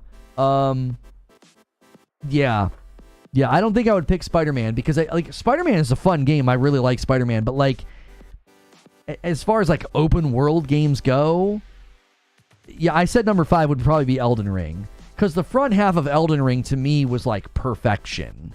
It was like open world perfection of just the discovery of the world, the discovery of dungeons. It's just the exploratory purpose of both Breath of the Wild and Elden Ring. I feel like it's just unmatched. They're just absolutely brilliant games.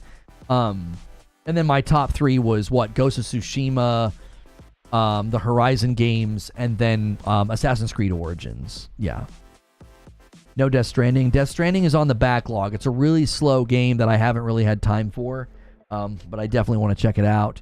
I'm a latecomer to PlayStation, so Metal Gear is not really there. Arkham City. No, I would go with Arkham Knight. Out of the Batman games, I thought Arkham Knight was the best for the open world. I thought it was phenomenal. I think people overstated their criticisms of the Batmobile. I thought that game was absolutely brilliant. It was brilliant. Legend status bumps a line with the VIP renewal and takes us to 210. Takes us to 210.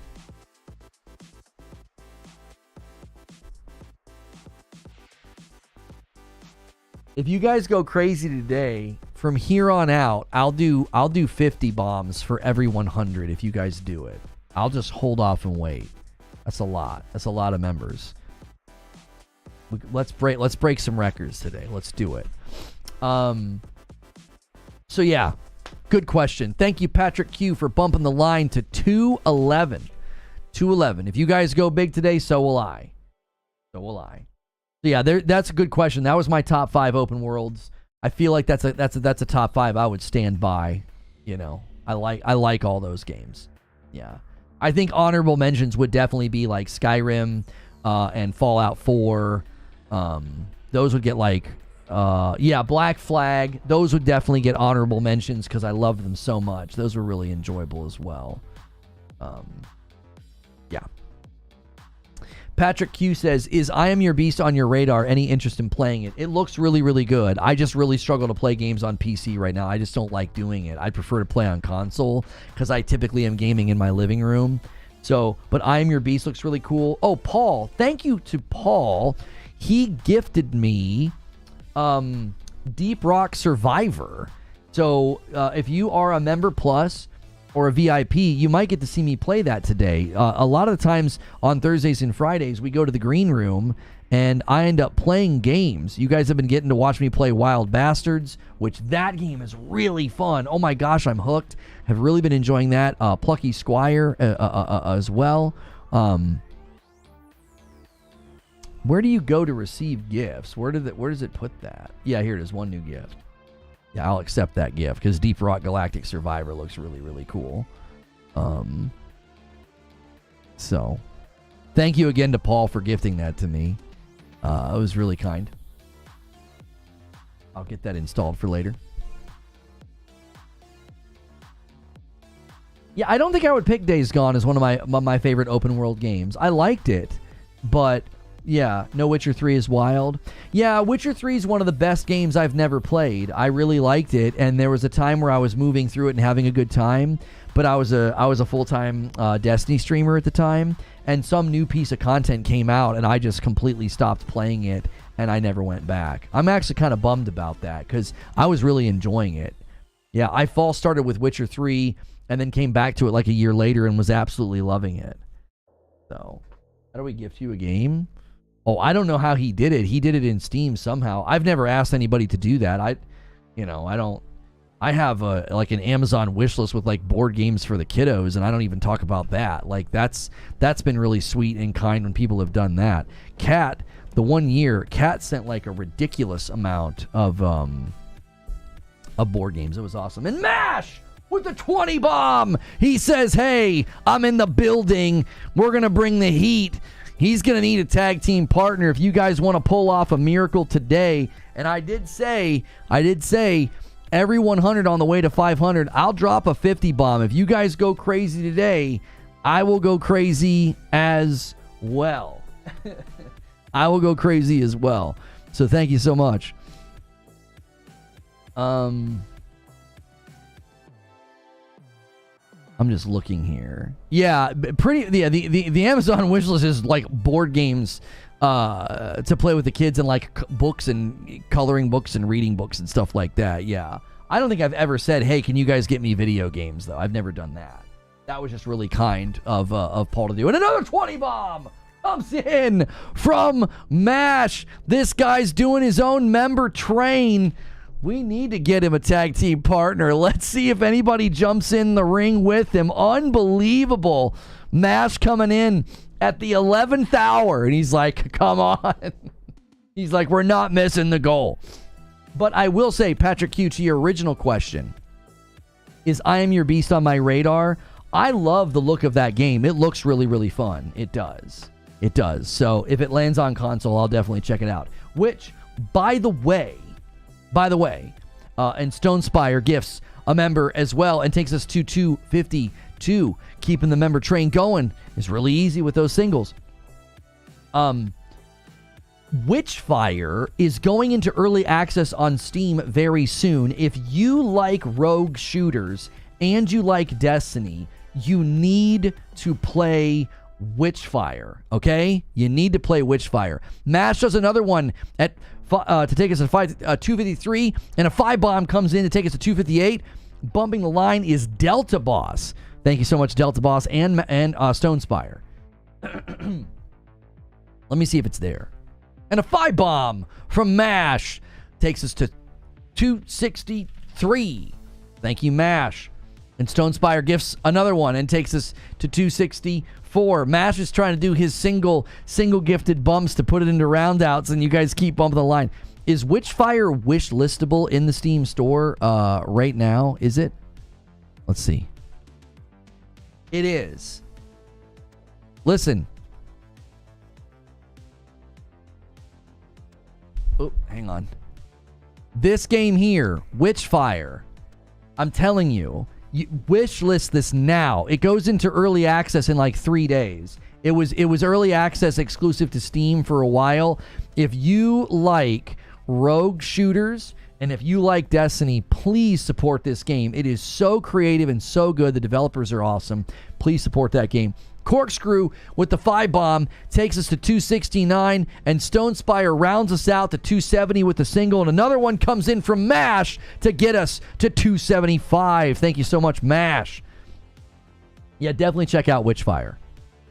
Really, really hope they can get that thing on console, because I would absolutely love to play that in my living room. And a single comes in from, whoops, what am I hitting here?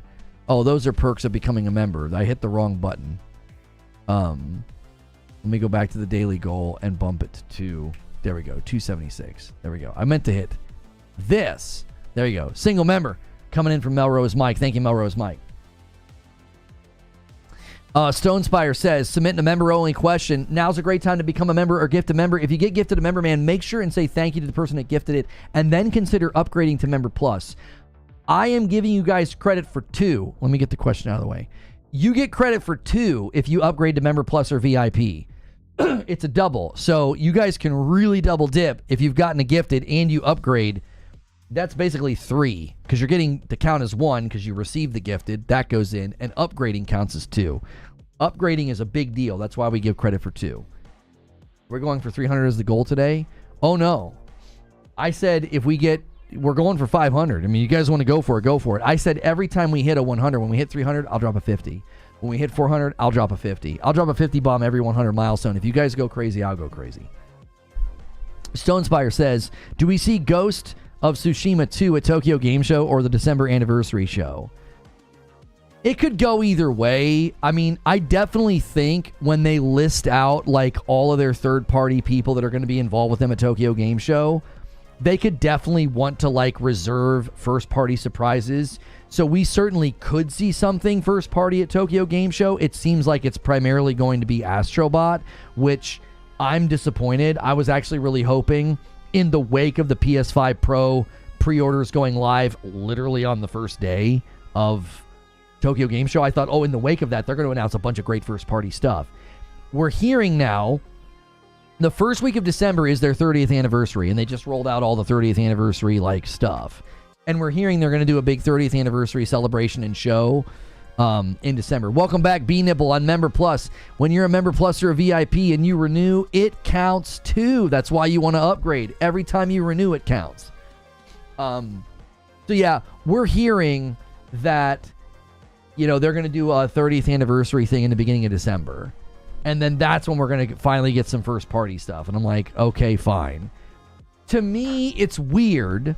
I'll just say that I'm a little frustrated. It's weird to announce your PlayStation 5 Pro and to finally come to Tokyo Game Show after not being there for like 5 years. And literally you open up pre-orders for the PS5 Pro like the first day of Tokyo Game Show, and then you just show up with a bunch of third party. Like, I just think that that's weird and slightly annoying. Now, if they have some big thing planned for December and they announce that during Tokyo Game Show, maybe that'll satiate people that have been dying for a showcase or dying for first party to say something. PlayStation does their own thing. They march to the beat of their own drum. It's obvious. So, chat really pulled out the member train from the trenches. Yeah. We'll see if they'll keep it going. Our record on the channel is like 600 something members in one day. So, you know, hitting 500 is certainly doable. And a 10 bomb comes in from MASH and says, "Wake up, chat." He pokes the member count again. Thank you so much, MASH. JW says, how much do you think the 30th anniversary PS5 Pro bundle will be? Did it increase or lower your excitement? I mean, I love the way the public has played into all of this. Mile High renews a VIP, takes it to 88, but then 89 because Stone Spire does one as well. Thank you guys for renewing VIPs and for gifting. Like, I love the way this is played out. Everyone's like, it's too expensive. $700 for the PS5 Pro. And then they walk out with like gray versions and everyone's like, give it to me, like throwing their money. And a single gift that comes in from Stone Spire, and he sets up the 10 bomb dunker at $290. Thank you very much, Stone Spire. So I just love how that's gone. I'm watching people that were like, 700 is ridiculous, it's so expensive, and then they saw the collector's editions and they were like, oh shoot. Maybe I really want one now. All of a sudden, $700 isn't so high, bro. You know, PlayStation pushed that nostalgia button and they're like, yeah, too expensive, you say? Look at these cute little cord ties.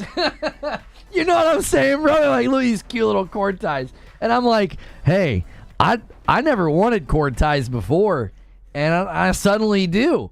I really like the boxes. Did you see how the boxes are set up like the original PlayStation box? I was like, bro, they know what they're doing. And Riddish does it.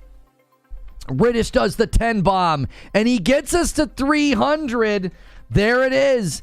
From here on out, every 100, I'm doing a 50 bomb, so I owe you a 50 bomb right now. I don't want to hear that we can't hit this because we are dropping bombs. Now, I might get stopped, but we will remember. I've done this before. If I owe you guys 50 bombs, you know, I'll do them on Monday or whatever. Like, YouTube might stop me. If you guys go crazy and hit 400 then 500, and I try to do 2 more 50 bombs, I might get stopped in the process. But that's okay. We can still do that. I've done that before. The one day I just had to do it the very next day, and then everybody got their membership.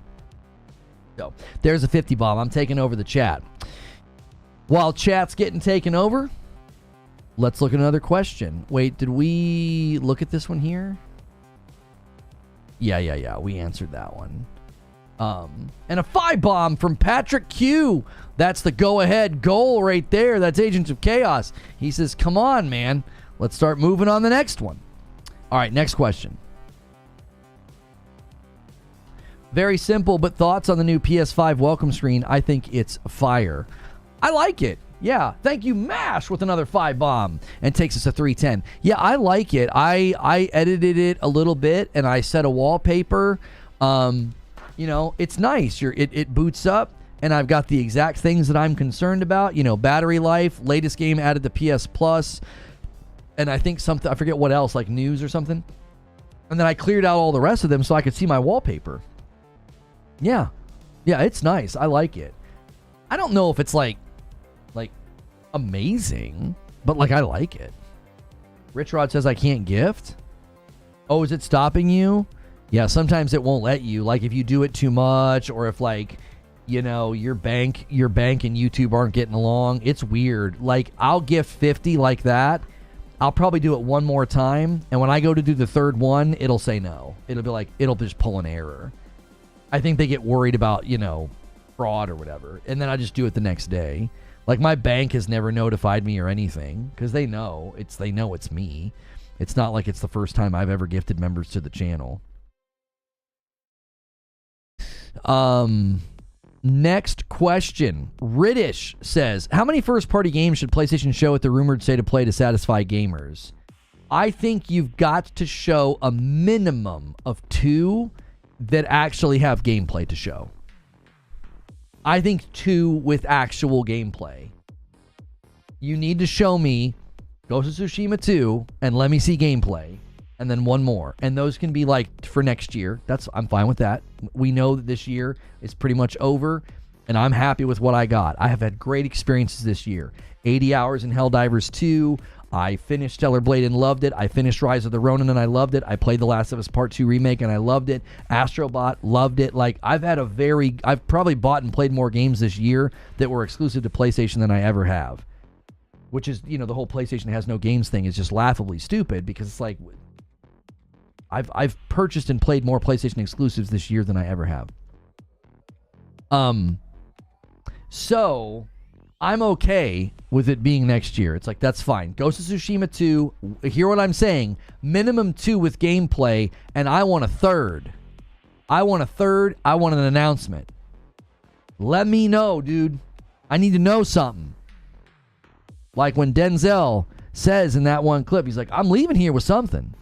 Like, you do a state of play in December to celebrate 30 years. I'm leaving here with something. You better bring something. You better not do this, you know, remake, remaster, tour de force and start talking about the Pro and all the games that are going to be enhanced on the Pro that are already out. I need something new. It's time. Okay? If they don't want to do it at Tokyo Game Show and they want to do it at their 30th anniversary celebration in December, so be it. I'll wait. Okay? That's fine. That's fine. You've had a really strong year. I've been very pleased with this year and all the years leading up. I've got a lot of great games. I've had a great experience with my PlayStation 5. I'll give you till December, but you better bring the heat after all this time. Enough is enough. Enough is enough. Bring first party to the dadgum table.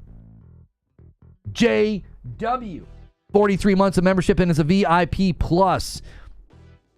I'm counting that as 2 because that's such an expensive membership. That counts as 2. 312 on the week.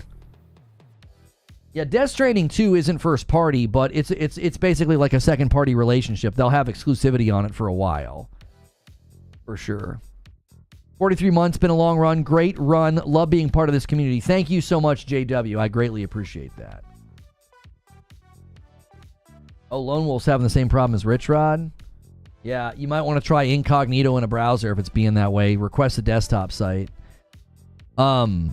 Joker Quinn, I've gotten this question a handful of times. What's the first game you're planning on playing with your Pro? Final Fantasy 16.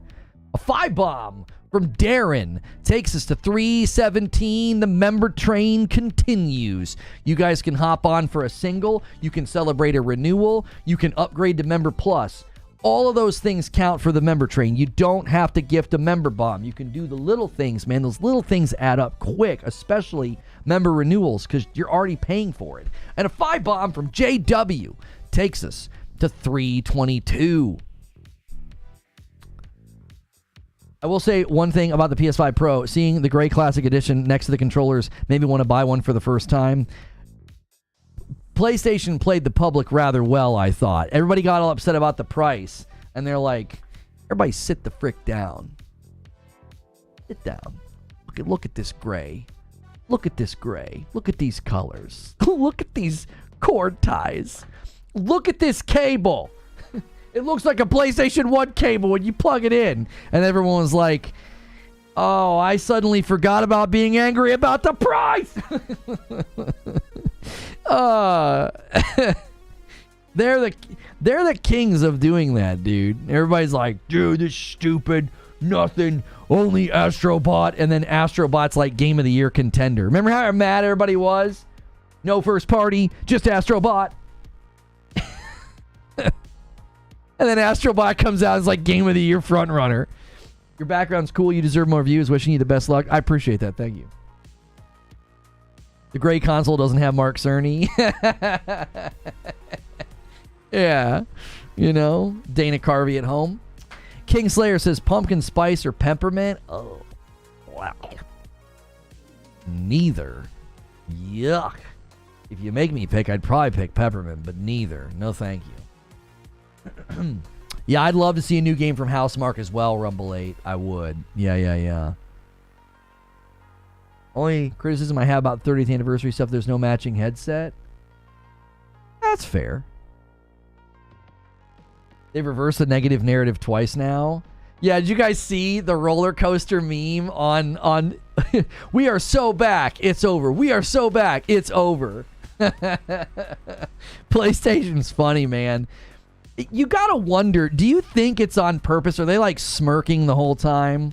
Like, oh, you're really angry about the price. Oh, shut the frick up. Look at this. Look at this gray. Look at this cable and shut your frickin' mouth. Like, oh, Concord went away. Shut the frick up. Here's Astrobot, Game of the Year front runner. Bit like they just absolutely. Do you think they're smirking the whole time? They're just like, yeah. Let them moan, let them cry. You know. I think it's funny. Because you know the whole time everything they're bringing out. With the hardware, you know it's all gonna sell. Everyone's like, yeah, it looks stupid. No one's gonna buy that. And then it sells out, and you're like, oh. Lyle, it's exclamation point question, not exclamation point hi. You're submitting a question. You got to use the command properly if you want your question to come through. Let's get Swoozy's question up. Let's get the likes going. And if the member train slows down, that's fine. But I said, every 100, I'm dropping a 50 bomb, so keep it going. We're sorry that our special state-of-the-art console is priced cheaper at adjusted dollars than the SNES. Right, Derek? These people don't realize. They don't realize that according to inflation, people were dropping fat checks to buy Nintendos back in the day, bro. It was not cheap. Never has been. Like, hang on one more. Before we get to Swoozy's question. Gaming's never been cheap. It never has been cheap. In the last 4 years, gamers got cheap. That's what happened. Gaming's never been cheap, Jack. It's never been cheap. When I was building PCs in high school and a freshman in college, it wasn't cheap. It wasn't. It was expensive. You had to save your pennies. It was not cheap. It wasn't cheap to buy a Nintendo. It wasn't cheap to buy an Xbox or a PlayStation back in the day. Gaming's never been cheap. Some of y'all got cheap all of a sudden. You're like, oh, I should be able to spend virtually nothing. Everything should be free. I should be able to buy a console for nothing. Nope. It's never been cheap, bro. It's always been expensive. And listen to me now. If you have fallen on hard times and you can't afford certain things, I'm not talking to you. You're not cheap. You're in a tight spot. There's a difference. There's a difference between being in a tight spot and being in between checks or in between jobs. That's not the same as being cheap. Cheap is a mindset, not a state of being. You might be in a certain state of being right now. You might be in a certain status. You're like, bro, I'm in between jobs. Times are tough. I'm paying my bills. You're in a tight spot. You're not cheap. Cheap is a mentality. And I'm telling you, gaming has never been cheap. We got all these cheapskates trying to drive narratives all of a sudden. Shut the frick up. Just be quiet. All you cheapskates, go be quiet. Go play gaming on cheap. Do it, and let me see what you're doing. Let me see your games and your PCs and your experiences on cheap. I want to see it, because I watch guys with the really expensive PCs next to them, and they're not playing gaming on cheap. Who is? Most of these people aren't doing that.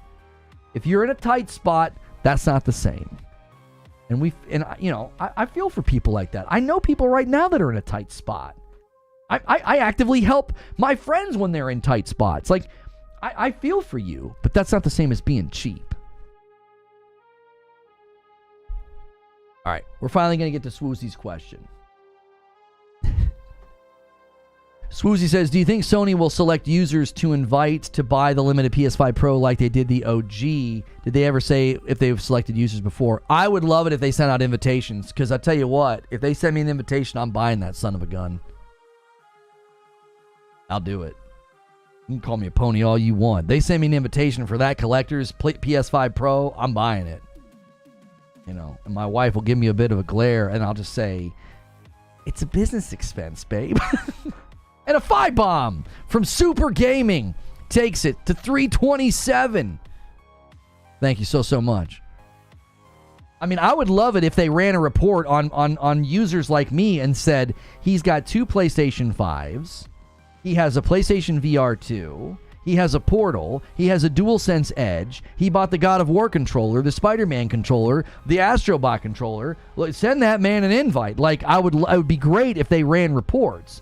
Because I guarantee you, I'm in a category of like, yeah, I buy it all, brother. Let me get that. Let me get that. Like, and I understand I'm late to PlayStation, so there's probably like nostalgically driven people that would love to get one instead of me. I feel for you. But brother, they send me that invite, I'm buying that son of a gun. I am. I'm not going to try to get one day one because I know the scalpers are going to snag them, which is why I think they should send invites. I do. I think they should send invites based on your account activity and hardware that you own, games that you purchase, like how often are you booting up and playing. I think they should do that because I guarantee you they could find 12,000 really good customers to invite instead of letting scalpers scalp them, because they will. Those things will be ridiculously priced. They'll be $2,000 on resale sites if you let the scalpers get their stupid, disgusting, grubby hands on them. Don't let the scalpers disrupt it. I would rather them send invitations and I don't even get a chance. I would rather know that it went to an actual customer. Even if I don't get one, I'd rather it go to an actual customer than some grubby, mitted scumbag of a scalper get one. I can't stand scalpers. They're scum. They are scum. I really hope they send invites for all 12,000. Even if I don't get one, I would rather them do it that way. So that way it gets into the hands of real consumers, not these, demand disruptive losers. Mick Pratt says PS4 Pro sold between 14 and 15 million units. How many PS5 Pros would be successful unit sales total? I think they roughly are going to look for same percentage. They're going to look for same percentage. I think they're not lowering the price of the standard PS5, but the PS5 being $450, like lowest cost, $450 to $700, it's going to feel like it. Your average consumer is going to go to the store and be like, $700, $450, give me the $450. So I would imagine they're going to be in the same situation, similar market saturation of the Pro. It's not meant to be the base unit at all. There's 60 million base units out right now. So yeah, I think in the same hemisphere as last time. Brett Williams says, do you think Naughty Dog should move TLOU 2 online to another developer? I know a guy who worked on it, and he said it's basically ready to go. It just needs a dedicated support studio. All right, here's the problem with this. All right.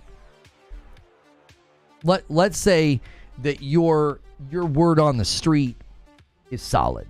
This guy's correct. That you know a guy, okay? You know a guy. And let's say he's correct. I still don't think it's a good idea. I don't think it's a good idea. I think the last thing you want to do right now is harm The Last of Us IP any more than it's already been harmed. You brought a port to PC that was terrible at launch and you fixed it. Okay, thank you for doing right by the consumers. You don't get a whole lot of credit for that. They rushed that to PC because they were trying to capitalize on the popularity of the TV show. Absolutely brain dead stupid. You knew you were going to do a season 2. There was no reason to treat your property that way, okay? There's also a stigma and a narrative that they've remade and remastered the game a bunch of times because the first game went through a couple versions of that. I think a lot of that was completely misrepresentative and overstated, especially given the amount of work they did for the remake of Part 1. Like, they remade entire systems, all right? It's a next-gen game. It's good, but there's still a public sort of stigma around that. The last thing you want to do right now is trot out The Last of Us 2 Online, or you would just call it The Last of Us Online, I think. And if it doesn't do well and it flops or it fails, that's just one more mark against the IP. It's one of their best IPs. It's beloved. TV show got amazing reviews and viewership. So this is similar. I had somebody ask Brett if they should just bake it into The Last of Us Part 3 as like a side mode, and I said no. No. I think some things are just better left just out of the public's eye. Some things are far better left out of the public's eye. So I'm going to continue to say that I think PvP focused, I won't even say only, I'll say focused.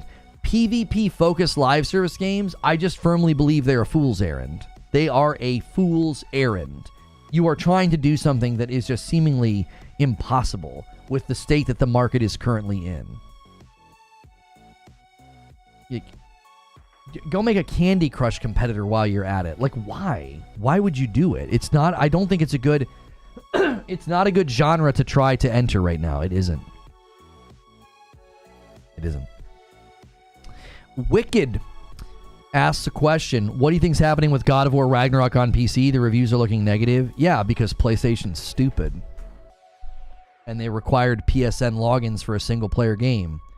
Good job. Hope it was worth it. Good job.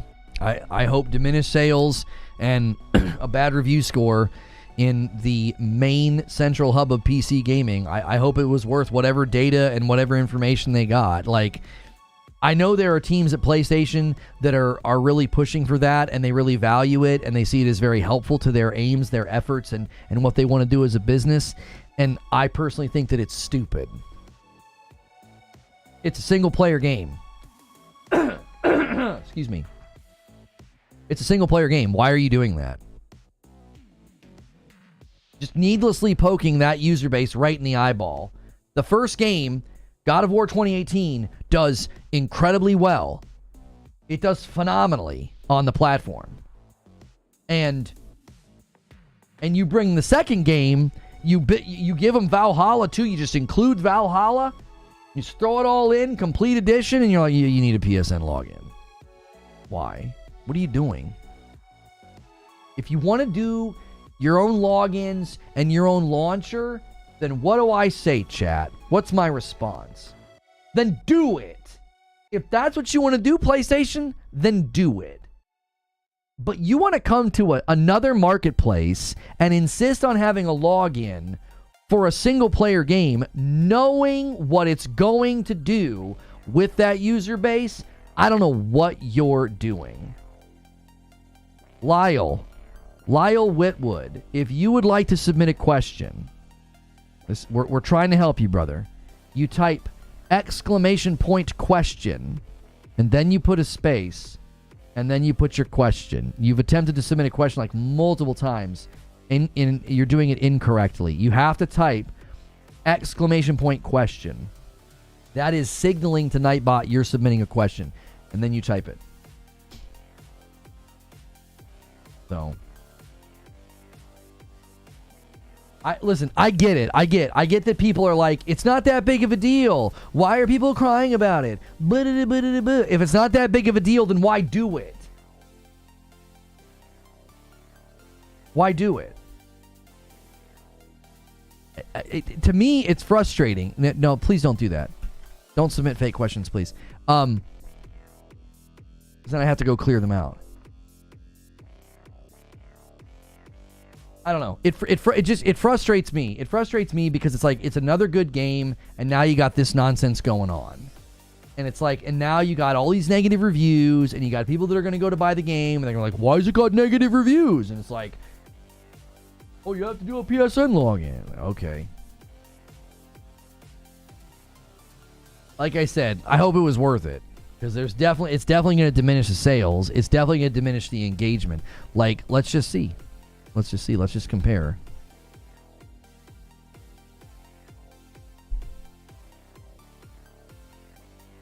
It peaked at 25,000 players.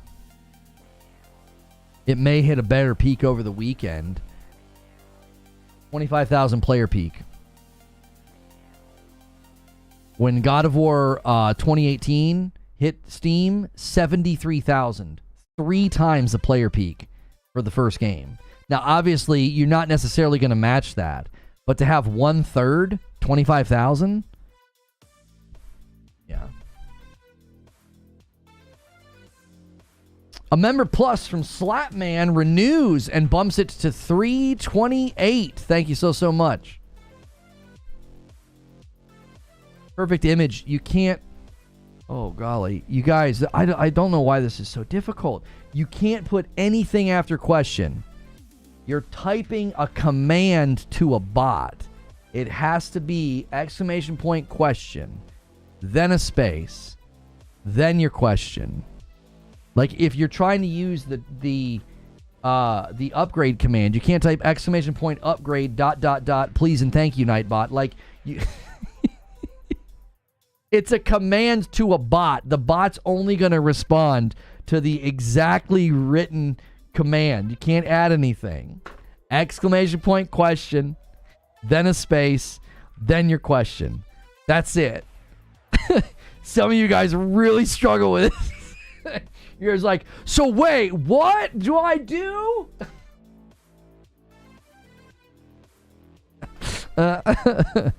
Oh, Porsche with a question says,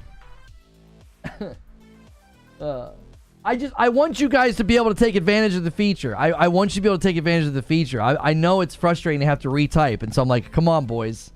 Come on, boys. Do you think movement shooters like Titanfall will ever come back? I mean, we kind of had this conversation the other day, and I know people got really upset at me saying this, that like, oh, they should do a remake of Killzone, and it would sell like crazy, or like they should do a new Killzone, and it would be crazy popular. Killzone's 20 years old. It to me, it is remarkable. It is remarkable that people think a 20-year-old franchise could come back and stand a chance against all of the other super popular shooters that are out there. Like the original Killzone came out 20 years ago, right? Now there are others that have been since come out, right? There was Killzone 2, Killzone 3, Killzone Shadowfall. Okay, so that was roughly 11 years ago. So a decade ago. Like, I get people's nostalgia. I don't think you understand just how impossible it is to fill your game with players when Call of Duty exists. You know? Colin Moriarty's got a tweet here. I spoke extensively with someone who worked on Concord, and it's so much worse than you think. It was internally referred to as the future of PlayStation, with Star Wars-like potential, and a dev culture of toxic positivity halted any negative feedback. making it cost $400 million. Bungie's hubris extends beyond their own company, dude. Couple of people left Bungie, went over to Firewalk, and they really thought, oh my gosh, they really thought they had something. Good Lord.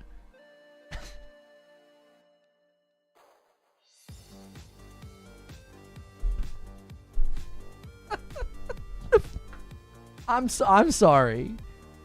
I'm sorry. The future of PlayStation? A 5v5 arena hero shooter? The future of PlayStation.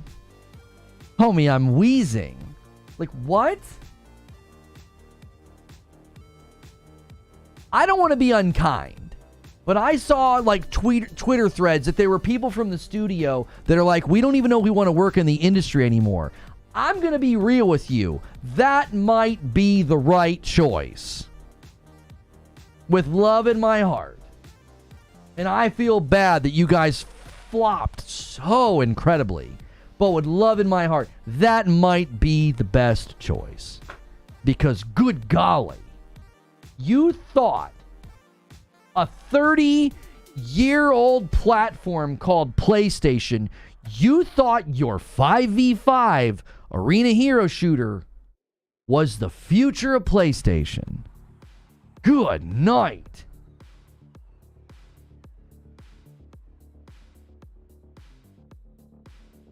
A guy who's notorious for slandering PlayStation spoke to someone at PlayStation and has comments that fits his narrative. Creature, are you drunk? Oh, huh? Do you know who we just quoted? Colin Moriarty? On his Sacred Symbols PlayStation podcast? You're getting your wires crossed. He has it's a PlayStation podcast. Yeah, he's a big PlayStation guy. He spoke with somebody at Concord at Firewalk. McCaffrey? No one said McCaffrey. We said Colin Moriarty. Wait, did I misspeak? I don't think I misspoke. I swore I said Colin Moriarty. Did I misspeak? Did I literally have a stroke and say the wrong person? I don't think I did. You didn't? I was going to say. I was like, I don't think I misspoke. Creature's on the other side of the room. He's like, what the frick did Ryan McCaffrey say this time? And I'm like, what?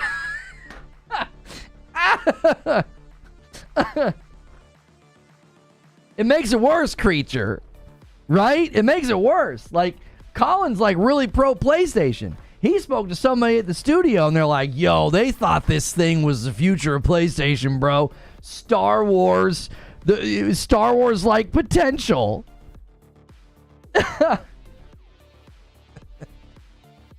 Star Wars like potential.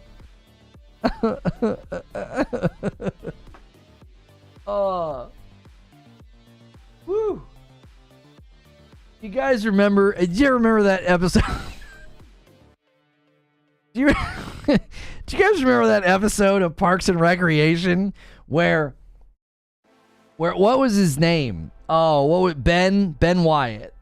He had been laid off from his job and he was staying home and he wasn't really taking care of himself. Like he was growing in a beard, and he had spent days working on this like claymation project, and he showed it to somebody and it was so embarrassingly bad, and he was like super proud of it, and he was like, what is wrong with me? He's like, I compared this to Avatar. Like, he was so sleep deprived and deluded and like he was on another wavelength that he thought his little stop motion claymation project was like as good as Avatar. That's what that makes me think of. That the team at Concord was like, bro, we're the future of PlayStation. We have Star Wars like potential with our 5v5 hero shooter. G money Christmas. Yeah, it was really short. It was like 10 seconds long.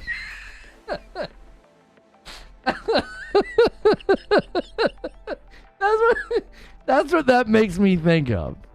Yeah, you're like 10 seconds of footage. It was like a guy like walked and like sat down. And that's all it was.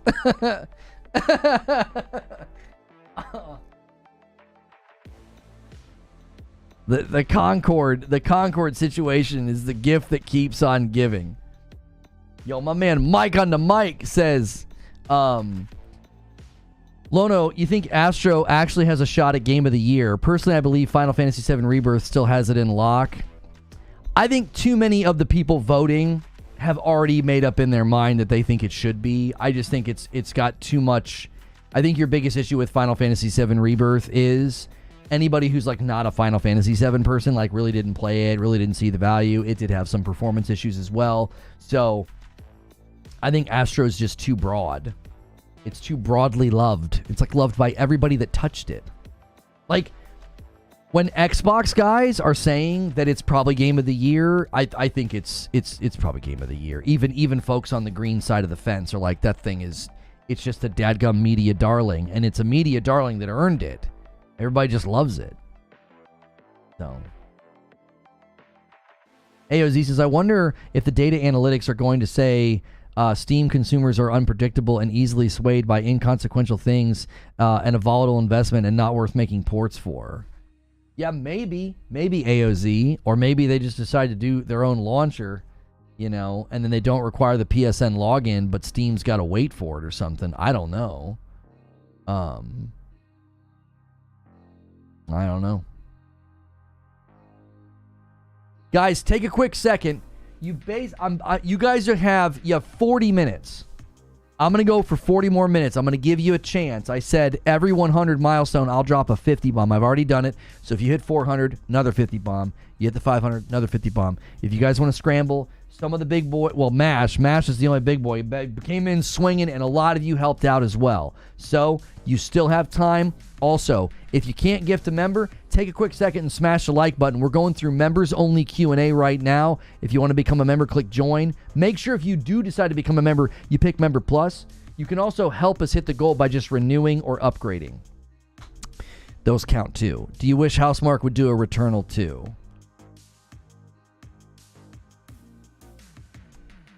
No, I don't. I know this is weird because Returnal 2 is like Returnal is like one of my all-time favorite games. I absolutely love it. But Hellblade's also one of my all-time favorite games, and I would hate for what happened to Hellblade. I would want something even remotely similar to happen to Returnal.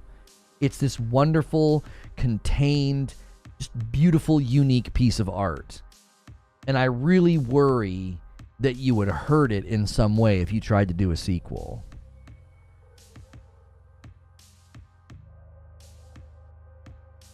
There's almost a part of me that would want them to do a sequel that's not a sequel. Like, don't do anything with Celine. Don't do anything with Celine's story. But somehow I'd do a prequel. I'd be okay with a prequel. Maybe a prequel. Another character, somebody somehow connected to Celine, but a completely separate story that went through the cycle first. I don't know. I'd be really, really worried. It's like, it's such a perfectly contained thing. I'd be super scared that you would mess it up. You know? Yeah, Housemarque is working on a new IP. And I actually think that they do not have plans for a sequel. And I'm 100% okay with that. Like, at one point, I was like, oh my gosh, I want a sequel so bad. But the more I played it, and the more I went through Tower of Sisyphus and got all the story elements and got the full scope of what happened, and I just wouldn't want to mess with it. I really wouldn't want to mess with it. Yeah, like a spin-off, maybe. Maybe. Deity Anubis says, have you played Dragon's Dogma 2? I have not. Its performance on console was so bad, I just wouldn't touch it. If it can run consistent 60 FPS on the Pro, I may jump in and take a crack at it, because I thought it looked pretty cool. It also had not great performance on PC, so it was like I just stayed away. So, yeah, I would love a show. I would love a show. And here's a similar question from Johnny Gaming. Would you prefer Returnal 2 or a new IP? I would love a new IP with the mechanics of Returnal. Yeah, like if you made you know, kind of a game like Horizon that's like, or maybe more like Final Fantasy 16, quasi open world, open area with like really tight combat and like the dodging and the shooting and the sword and all that. Honestly, the mechanics and the movement of Returnal would make a phenomenal third person like action shooter. It really would. That game just feels good. It just feels good. It's a great game. I was kind of hooked on Tower of Sisyphus for a while. I'm not even sure if I have I don't think I have a run right now in Sisyphus, but so good. Next question from B-Nipple. Are you going to try PoE 2? Yes. Everything I've seen from PoE 2 looks just so... There is something about that game compared to Diablo 4. Every movement, every inch, every animation in PoE 2 looks like somebody just took the greatest of care with it.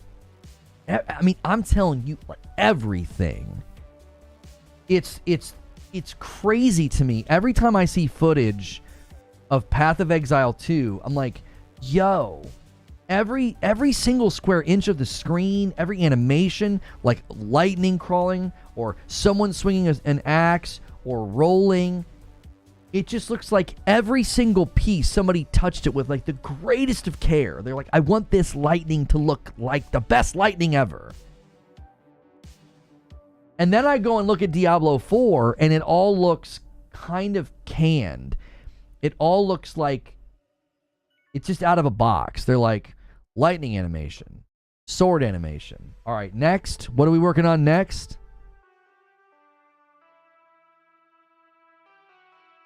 PoE started as an animation upgrade project because the animators at GGG were unhappy with the limitations. I'm telling you, you can sense it in the moment to moment. Every single time I've seen PoE 2, I'm like, this just looks incredible. I want to play this game so bad. Because Diablo was such a letdown. I have played Diablo 2 so many times. Diablo 3 so many times. Diablo 4, I didn't even finish it. It was such a snooze fest. It was so boring. It was so boring. And PoE 2 just looks like it oozes with fun and action and excitement and love and care. It just, I don't know. I've never played Path of Exile, and I'm already like this fanboy. Every time I see it, I'm like, oh my gosh, that game's going to be so great. I hope it's a game that my wife and I can play, and it's not like super crazy complex. You know, I know they're working to make it more streamlined and more accessible than the first game, because the first game, people have told me you can play casually, but like I look at the skill tree and I'm like, no, dude, I'm okay. No, thank you. If you hear any interview from the lead, he's so passionate about the game, you can't not be excited. The proof is in the pudding, Wheezy. The proof is in the pudding. It's like I look at it and I'm just like, I want to play that game. I want to be moving around, rolling around, swinging a sword, shooting a wand, whatever. It just looks really, really good. It really does. Yo, it's good, El Nini.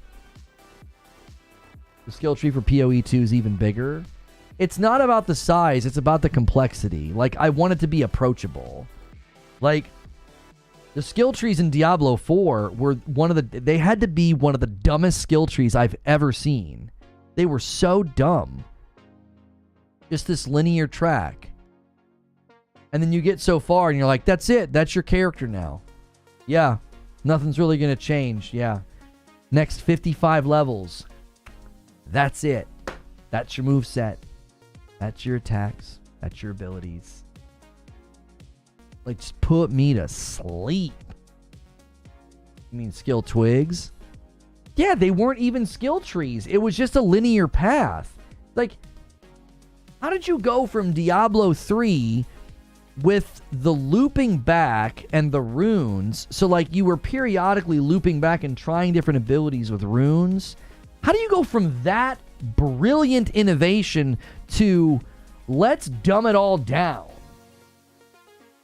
and make it linear? I don't get. I mean, we know what happened, right? We know what happened. But still, very frustrating. And I'm very excited about PoE 2. Odin Arrow says, do we see more platformers after the success of Astrobot? It's always interesting when that happens. Like right now we're seeing sort of the waves crashing and making landfall from Elden Ring. You know, like Elden Ring was super popular, and so now we're getting sort of like this barrage of like from soft like Soul style games. And all these live service shooters that are making landfall that, you know, 5 and 6 years ago were inspired by the explosion of Fortnite and Apex and, you know, Call of Duty Warzone and all of that. And so those are all making landfall now as well. So I'm sure that Astro will have some sort of an impact, but here's the thing you have to remember. I do feel like a lot of what's lost in the conversation about Astrobot is Astrobot tried to do something that a lot of companies stay away from. Astrobot basically made a game very similar to the Mario games from the Nintendo Wii era, especially Mario Galaxy 1 and 2. There's a reason that a lot of people don't make games like that. Because, number one, you're probably going to try and make them for Nintendo, because that's where the audience is. And what do you think is going to happen when you do that?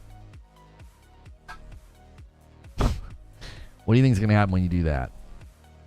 Do you remember what happened with Forspoken? Forspoken brought a mediocre, you know, not super great, not super polished, third-person action-adventure game to PlayStation.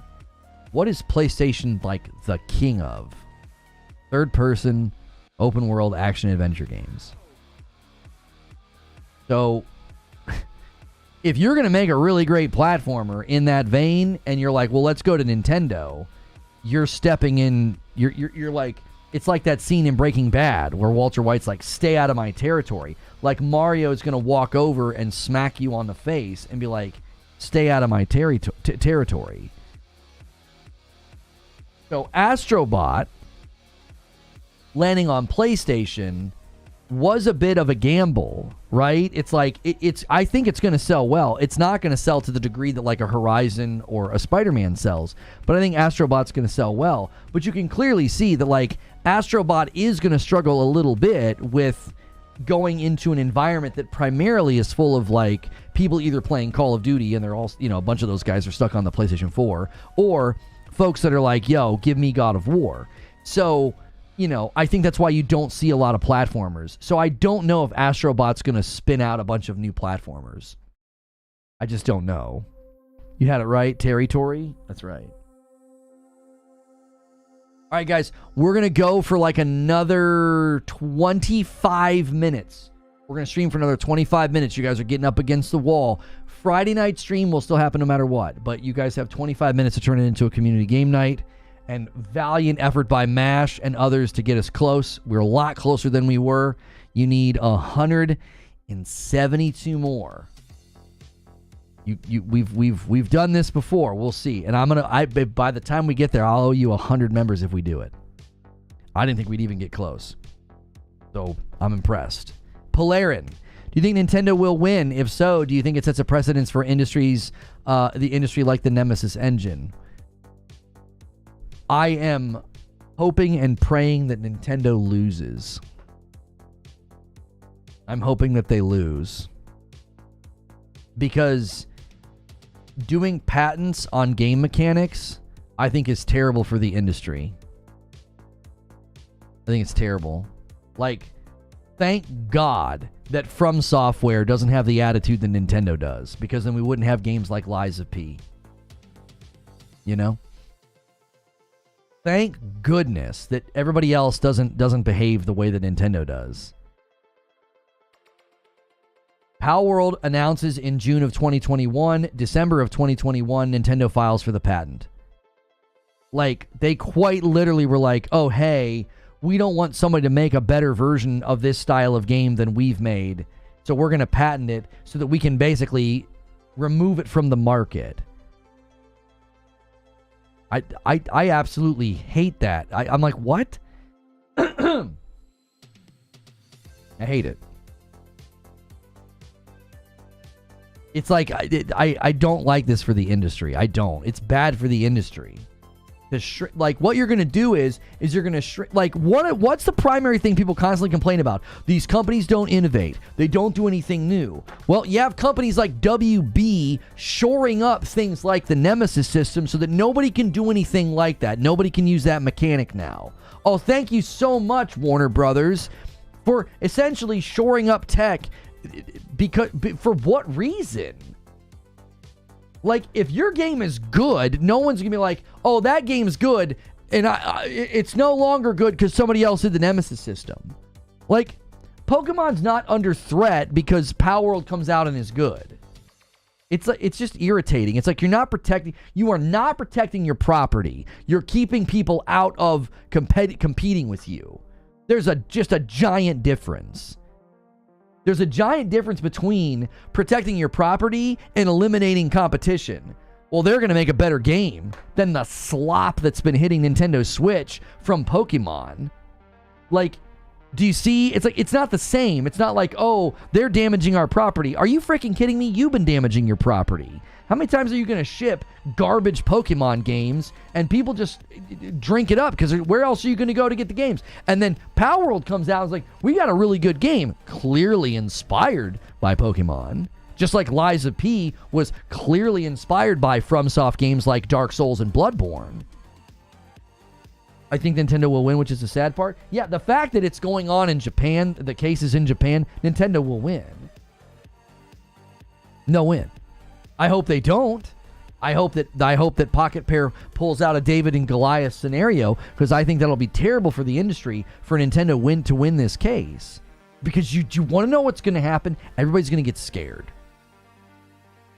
Everybody's going to get scared. And they're all going to start filing patents for the mechanics in their games. So if a game comes to the market and it's fresh and it's new and it's cool and people are like, hey, that's a really good idea. Like, I don't know, Fall Guys. We've seen iterations on the Fall Guys style game, have we not? Imagine if Fall Guys would have patented that. It shrinks the market. That's less room for other people to iterate on the idea. I'm playing a game right now, Wild Bastards, that implements all sorts of different mechanics from other game types, and it makes for a very, very enjoyable game. That doesn't happen in a world where Nintendo does stuff like this.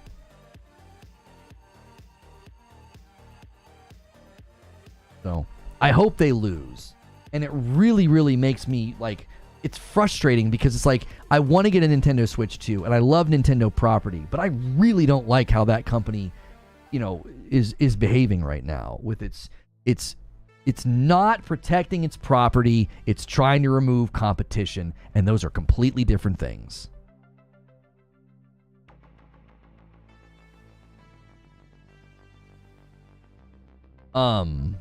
Perfect Image, you asked this already today in a super chat, I think. What is the new Xbox with VRR, DLSS, FSR for smooth, sharp gaming? Again, I answered this earlier. That's not a device that will exist, I don't think. You can't have DLSS. You're going to see my mouse. You can't have DLSS and FSR on the same system. If you're going with FSR chipsets, well, actually, I take that back. I think if you have an NVIDIA card, can't you do like brute force versions of FSR or something like that? But on a console, if they go with AMD FSR only, you can't do DLSS. You can't go the other direction. Like if you have an NVIDIA card, you can do FSR, can you not? But if you have an AMD card, can you do DLSS? I don't think that you can. You can't go the other direction, I thought. FSR works on everything, DLSS does not. Okay, right, yes. So I was half right. if the next piece of hardware from Xbox is another AMD chipset, it won't be able to do DLSS. Now they could go with an NVIDIA chipset, and then they would be able to do DLSS as well as the FSR. I don't know why they would do that. That would be a huge change. Also, you have to consider that Xbox first-party studios are going to be making games and wanting them to run a lot of their games and a lot of their property. They're really looking at PlayStation to be a good moneymaker for them. And PlayStation's doing another round of AMD. Lono, you don't understand. What if Xbox DLSS FSR? Huh? It's going to be AMD again, says Wheezy. They won't pay what NVIDIA is asking. Yeah, Intel's crying in the corner. I mean, PlayStation always uses negotiations with them to basically get leverage over their negotiations with AMD. Yeah, Lyle, I got your question, but you got your answer already just a bit ago. Any thoughts on Nintendo versus Palworld? Yeah, I shared my thoughts on that. All right, Boris has the last question in the queue. Do you think Bungie would have greenlit Concord if it wasn't made by ex-Bungie developers? I don't think they did greenlight it. You've got to remember, you've got your timeline all wrong here. You have your timeline all wrong. Bungie went through an onboarding process, and the first project they looked at was The Last of Us Online. At that point in time, Concord had already been announced. Concord had already had like its trailer in the showcase. Concord was basically too far in development. Now, I don't know if Bungie walked in the room and said, oh yeah, hey, that looks good, ship that, because it was so close to coming to the market. I really don't know. They might not have, because PlayStation, if you go look at the announcement, PlayStation looked at Concord and really thought highly of it. They really thought highly of it. They thought it was good. I also think they thought they had a talented studio on their hands. So I'm not sure if PlayStation was primarily driven by their talent or by the game. Because if you go look at the Firewalk Studios acquisition announcement from PlayStation, they were really impressed with the game. And, you know, I think it's hard for executives sometimes to split that, like, oh, this is like a really good shooter. You guys have done really good work. That doesn't mean there's market demand for it. Like, if somebody saw 20 minutes of Concord gameplay and said, that's a really polished product, that's really good, they would not be incorrect in saying that. But the question about Concord was not, is it well built? Does the shooting feel good? Is the map design good? The question about Concord was, does anybody freaking want it? And I don't know if Bungie, that's not even Bungie's area of expertise. Bungie's area of expertise is not, is there demand for this? Bungie's area of expertise is managing bandwidth, cadence of delivery, and supporting the game long term.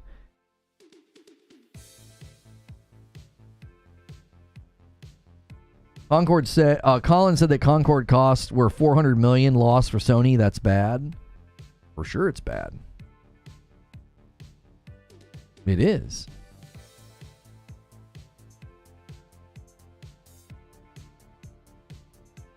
And it's part of it's their own fault. I'm telling you, if PlayStation would have released the trailer with the cinematic and the gameplay, if they would have released that last year at the showcase instead of their stupid cinematic with just music that didn't tell us anything, if they would have shown us the game last year, it'd have been real obvious. We have a stinker on our hands. People don't want this. People think this is dumb. People think this is derivative. That's one of the pitfalls of Sony's marketing, is you keep your cards real close to your chest and then you drop them on the table and they're no good. You waited too long. You either missed the river or you missed the moment. Like, no, this game, You should have let people see this a year ago, and I think you would have had all the feedback you needed that, like, that's not a game in demand. I say the same thing about Fair Games. There's no demand for that game. I'm here to tell you. Guys, you got 15 minutes. We're going to go to Writer's Room in 15 minutes. If you're going to member scramble, you have 15 minutes to do so. If you're unable to help with the members, that's totally fine. Do me a favor, smash that like button. Let's get 50 more likes. Let's get 400 likes on this video. Double check and see if you have a celebration, by the way. A lot of you guys, if you click that $, you may have a member renewal celebration that you can push out. The game might not have been in a playable state when that trailer dropped, according to Colin. Got to watch the video. Colin explains $200 million was from people, not Sony, and then they put $200 million into the game to get it out the door. Well, you have to have testers and sample feedback. Something happened. Right, so you're telling me a year before the game came out, there was no playable version of it? That doesn't even make... There's no way.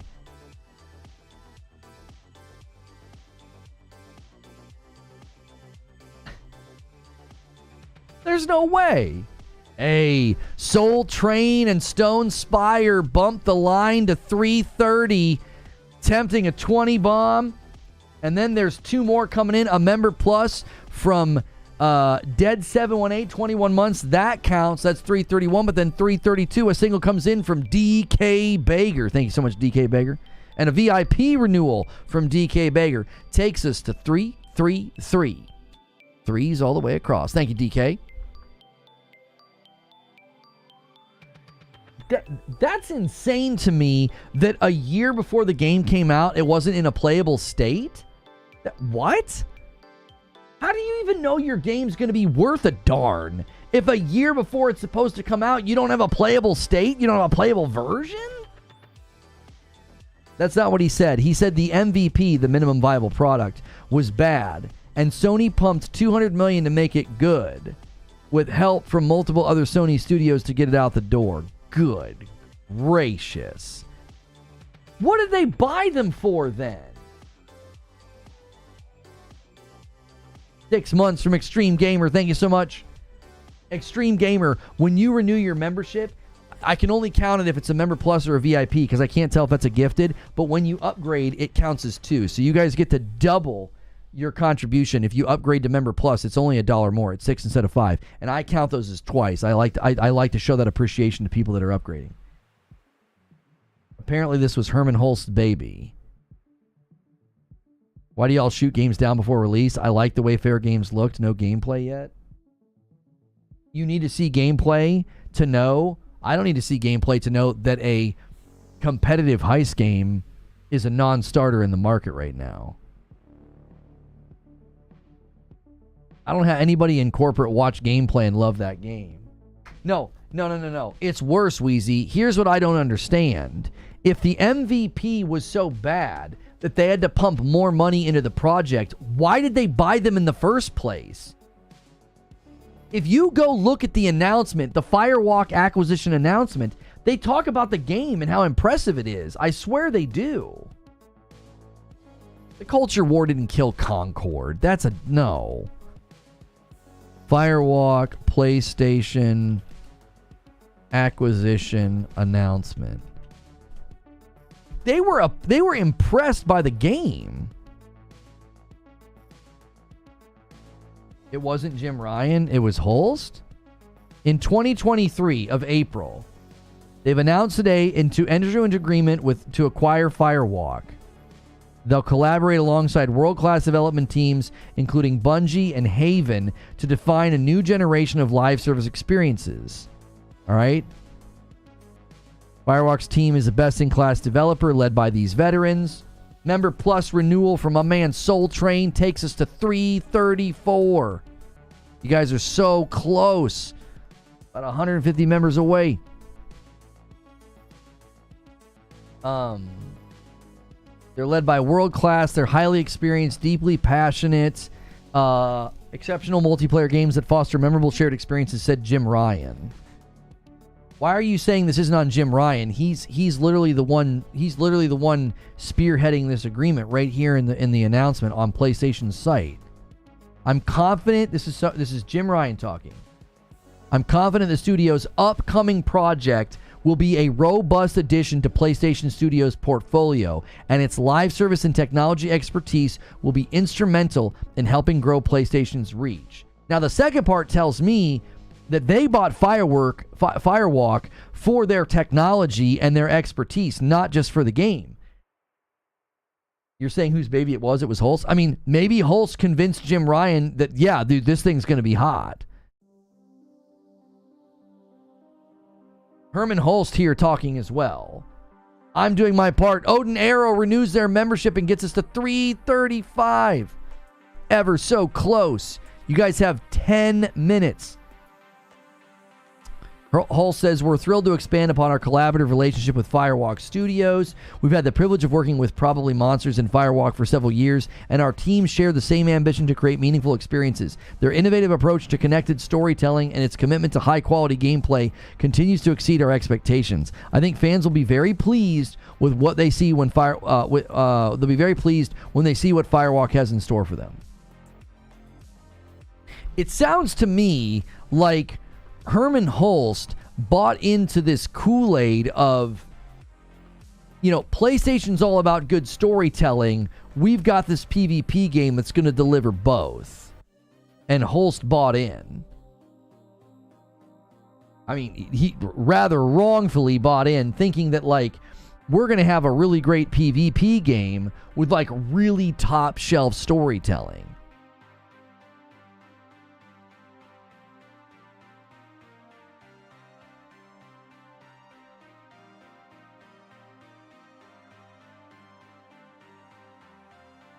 Tom Henderson says, from prototyping to release, Mark Cerny and the PlayStation hardware team took 19 months in total, and they never missed a single deadline. Impressive stuff. I will publish the timeline of everything this week if people are interested. And then he just said eyeballs 15 minutes ago.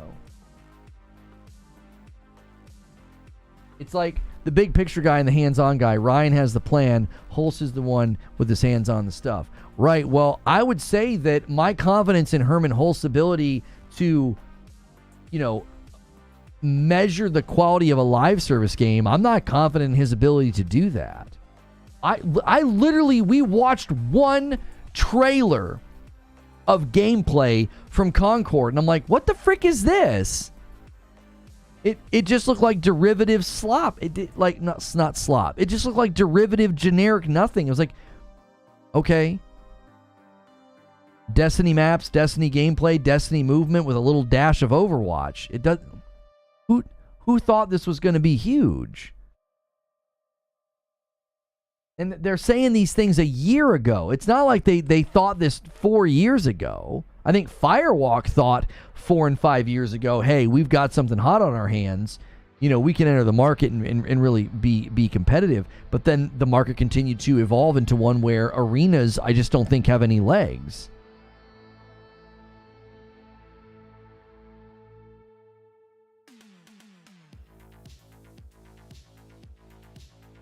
Concord didn't even look as good as Battleborn. I don't know about that. I mean, I think Battleborn showed promise because I think, you know, Gearbox is good at like character design and, you know, giving characters personality.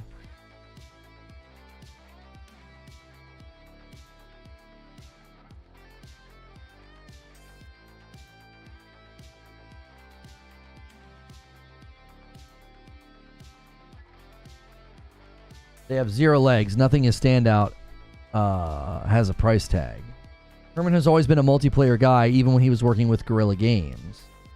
I think that's I think that's going to hurt his judgment because that era is gone. Like, people that are like, we need Killzone. I'm like, no, I think entering the market right now and trying to do a shooter and trying to compete with Call of Duty, I just think that's a monumental waste of time and money. There's a difference with knowing a quality game and knowing the gaming market as a gamer and whether a game appeals to the current climate. For sure, AOZ, and I said that. I said it was evident from the trailer that they had built a quality product, but it was like nobody wants that. Killzone would die in this market. I know. I had people so upset at me the other day for saying that. I was like, look, I know I'm late to the PlayStation party, but some of you guys don't realize, like, Killzone doesn't have a shot. There's a reason that they don't invest in games like that. PlayStation knows that so much of their audience would be like, no, dude, I'm going back to Warzone. I'm going back to Call of Duty. I'm going back to Apex. I'm going back to Fortnite. You're better off just continuing to make money off of those people as they continue to play and spend money in those shooter games and investing your money in other games. Yeah, even X-Defiant, as strong as they're going and as strong as they're pushing, even they're struggling with player base numbers. And they're like, oh, we're not going anywhere. But it's like, sure you will if the player base numbers don't stay. What are you going to do? Just let the dev make the games they want? We need more analysts that are gamers playing all the latest games. For sure, AOZ. For sure. There's no more room for shooters. Remaster them, it costs less. Yeah, but even then, do you want to remaster them? If so, they know, and this is one, to bring things back to the Horizon Zero Dawn thing. Okay, you guys have 6 minutes. 6 minutes, and we're going to writer's room. I typically go right to green room on Friday. We'll do some writer's room because you guys added so many members today. I want to let them kind of get exposed to some of the content and remind them about the stream tonight with Madam. You have 6 minutes to pull out 165 members. You've done two. I think you've done 200 in that amount of time before, I think. But if not, it's okay. We will still stream tonight. X-Defiant shutting down in November. They won't be getting the player numbers that they need. But I thought they just came out and said they're not going anywhere, Butters. Against that rumor that they were dealing with like a make or break deadline with their player numbers. Yeah, where's the finals?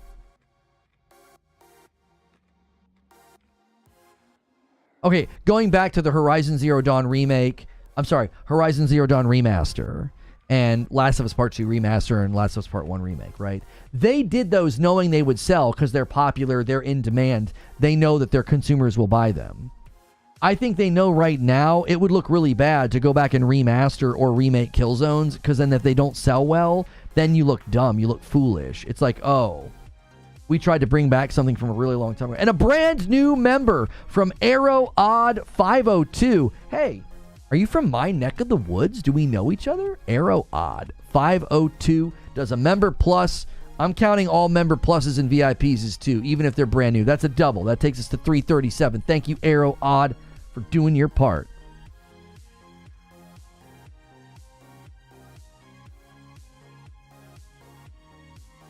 Yeah, Steam has nothing to do with Concord flopping. Concord flopped because it flopped. If a Killzone, Resistance, or SOCOM are that big of an IP, trust me, Sony would think about those games. They would bring them to the market. They would. I hope Fair Games is good. I don't know what makes that game look bad.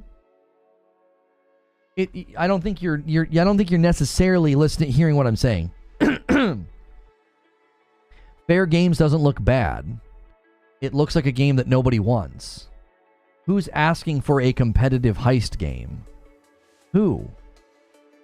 Who's going to play a competitive heist game and come back and come back and come back? It's supposed to be a live service game, which means you're going to need to come back in a month or two and keep wanting to play a competitive heist game. Louisville born and raised, happy to do my part. Hey, man. You're in my neck of the woods, dude. 502. Thank you so much for helping out and supporting.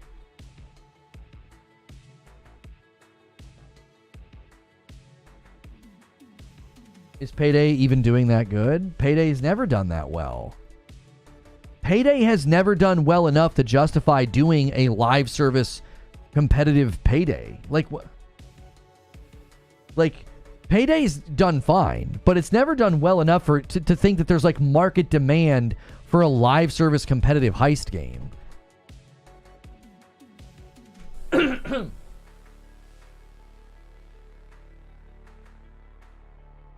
Just to know. I just, again, I don't really understand what exactly people think, is going to happen. We picked up 2 after the fact last time we did this, and it's sitting at, was it a 4? 1. Close a little over a 4. That's fine. Competitive heist as in PvE, VP? Yes. You're trying to get past... You're trying to get past, NPCs and bad guys and security systems to steal stuff, but then there's another team that's going to try to stop you, kill you, or do the same thing. Yeah, Dave still doesn't have a membership. It's absolutely insane to me. All right, let me schedule Writer's Room. Excuse me. Writer's Room. And I'll set it for 1:15, which we're going to go over in like 3 minutes. There was a heist game called Crime Boss. Didn't it flop? I have no idea. Wasn't that the one with all like the celebrity cameos in it?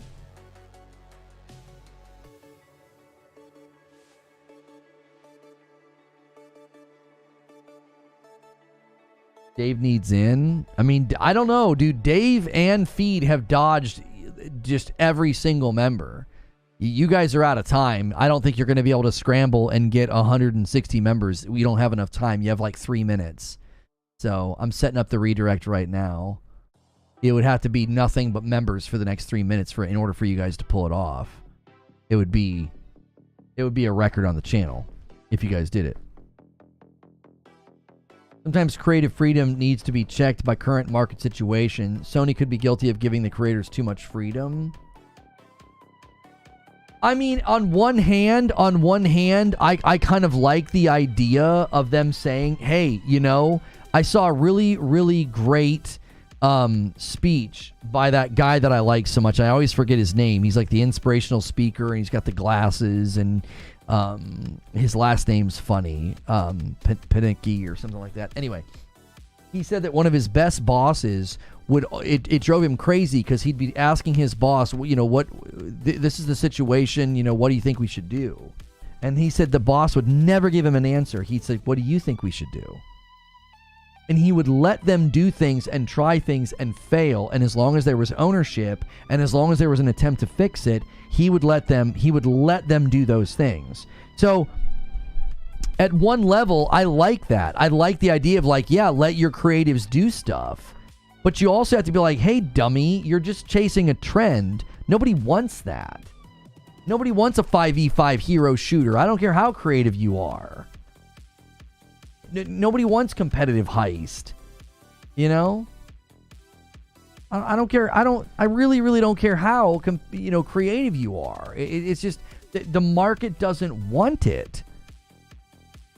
You could come up with like an incredibly creative, meatloaf fast food drive-through restaurant business plan, and it doesn't matter. Nobody's going to do that. I mean, maybe in some parts of the country, but on average, you're not going to build a business giving people meatloaf through a fast food drive-through.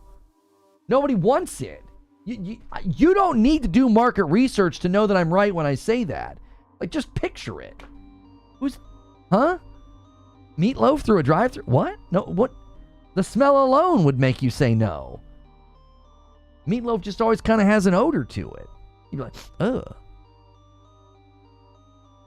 It doesn't matter how creative you are. There's just certain products that nobody wants.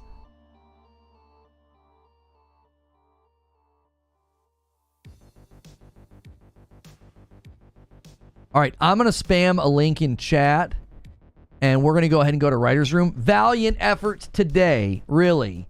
From the guy, I mean, we tried. I threw down the gauntlet. I was like, dude, I'll do a 50 bomb every 100. Thank you so much to everybody who tried to push it, right? MASH, I know you tried Stone Spire. You were doing singles. Thank you to Darren. And Charles Freeman was one of the first big ones today, dropping those bombs. Everybody contributing with those 5 bombs, those renewals. Thank you so much. You guys made a very, very valiant effort. There's obviously some tricks we can pull even when we're in members if any of the big boys show up and want to try and pull something out of the hat, but we got to go. So use the link in chat. I'll redirect you as well. Thank you so much for being a member. You may have gotten gifted a member in this week or today. We tried to scramble for the 500. We came really close, but that means if you got a gifted member, you can get into our members-only Discord. You can watch content like this. We start the day in the morning coffee. We end the day in Writer's Room. And then on Friday nights, I stream with my wife. Now, we also do a segment called The Green Room. And The Green Room is extra. It's for people that are at Member Plus and VIP. And I'm going to end the previous stream and redirect people over. And that is for folks who are paying for their own memberships. If you're currently paying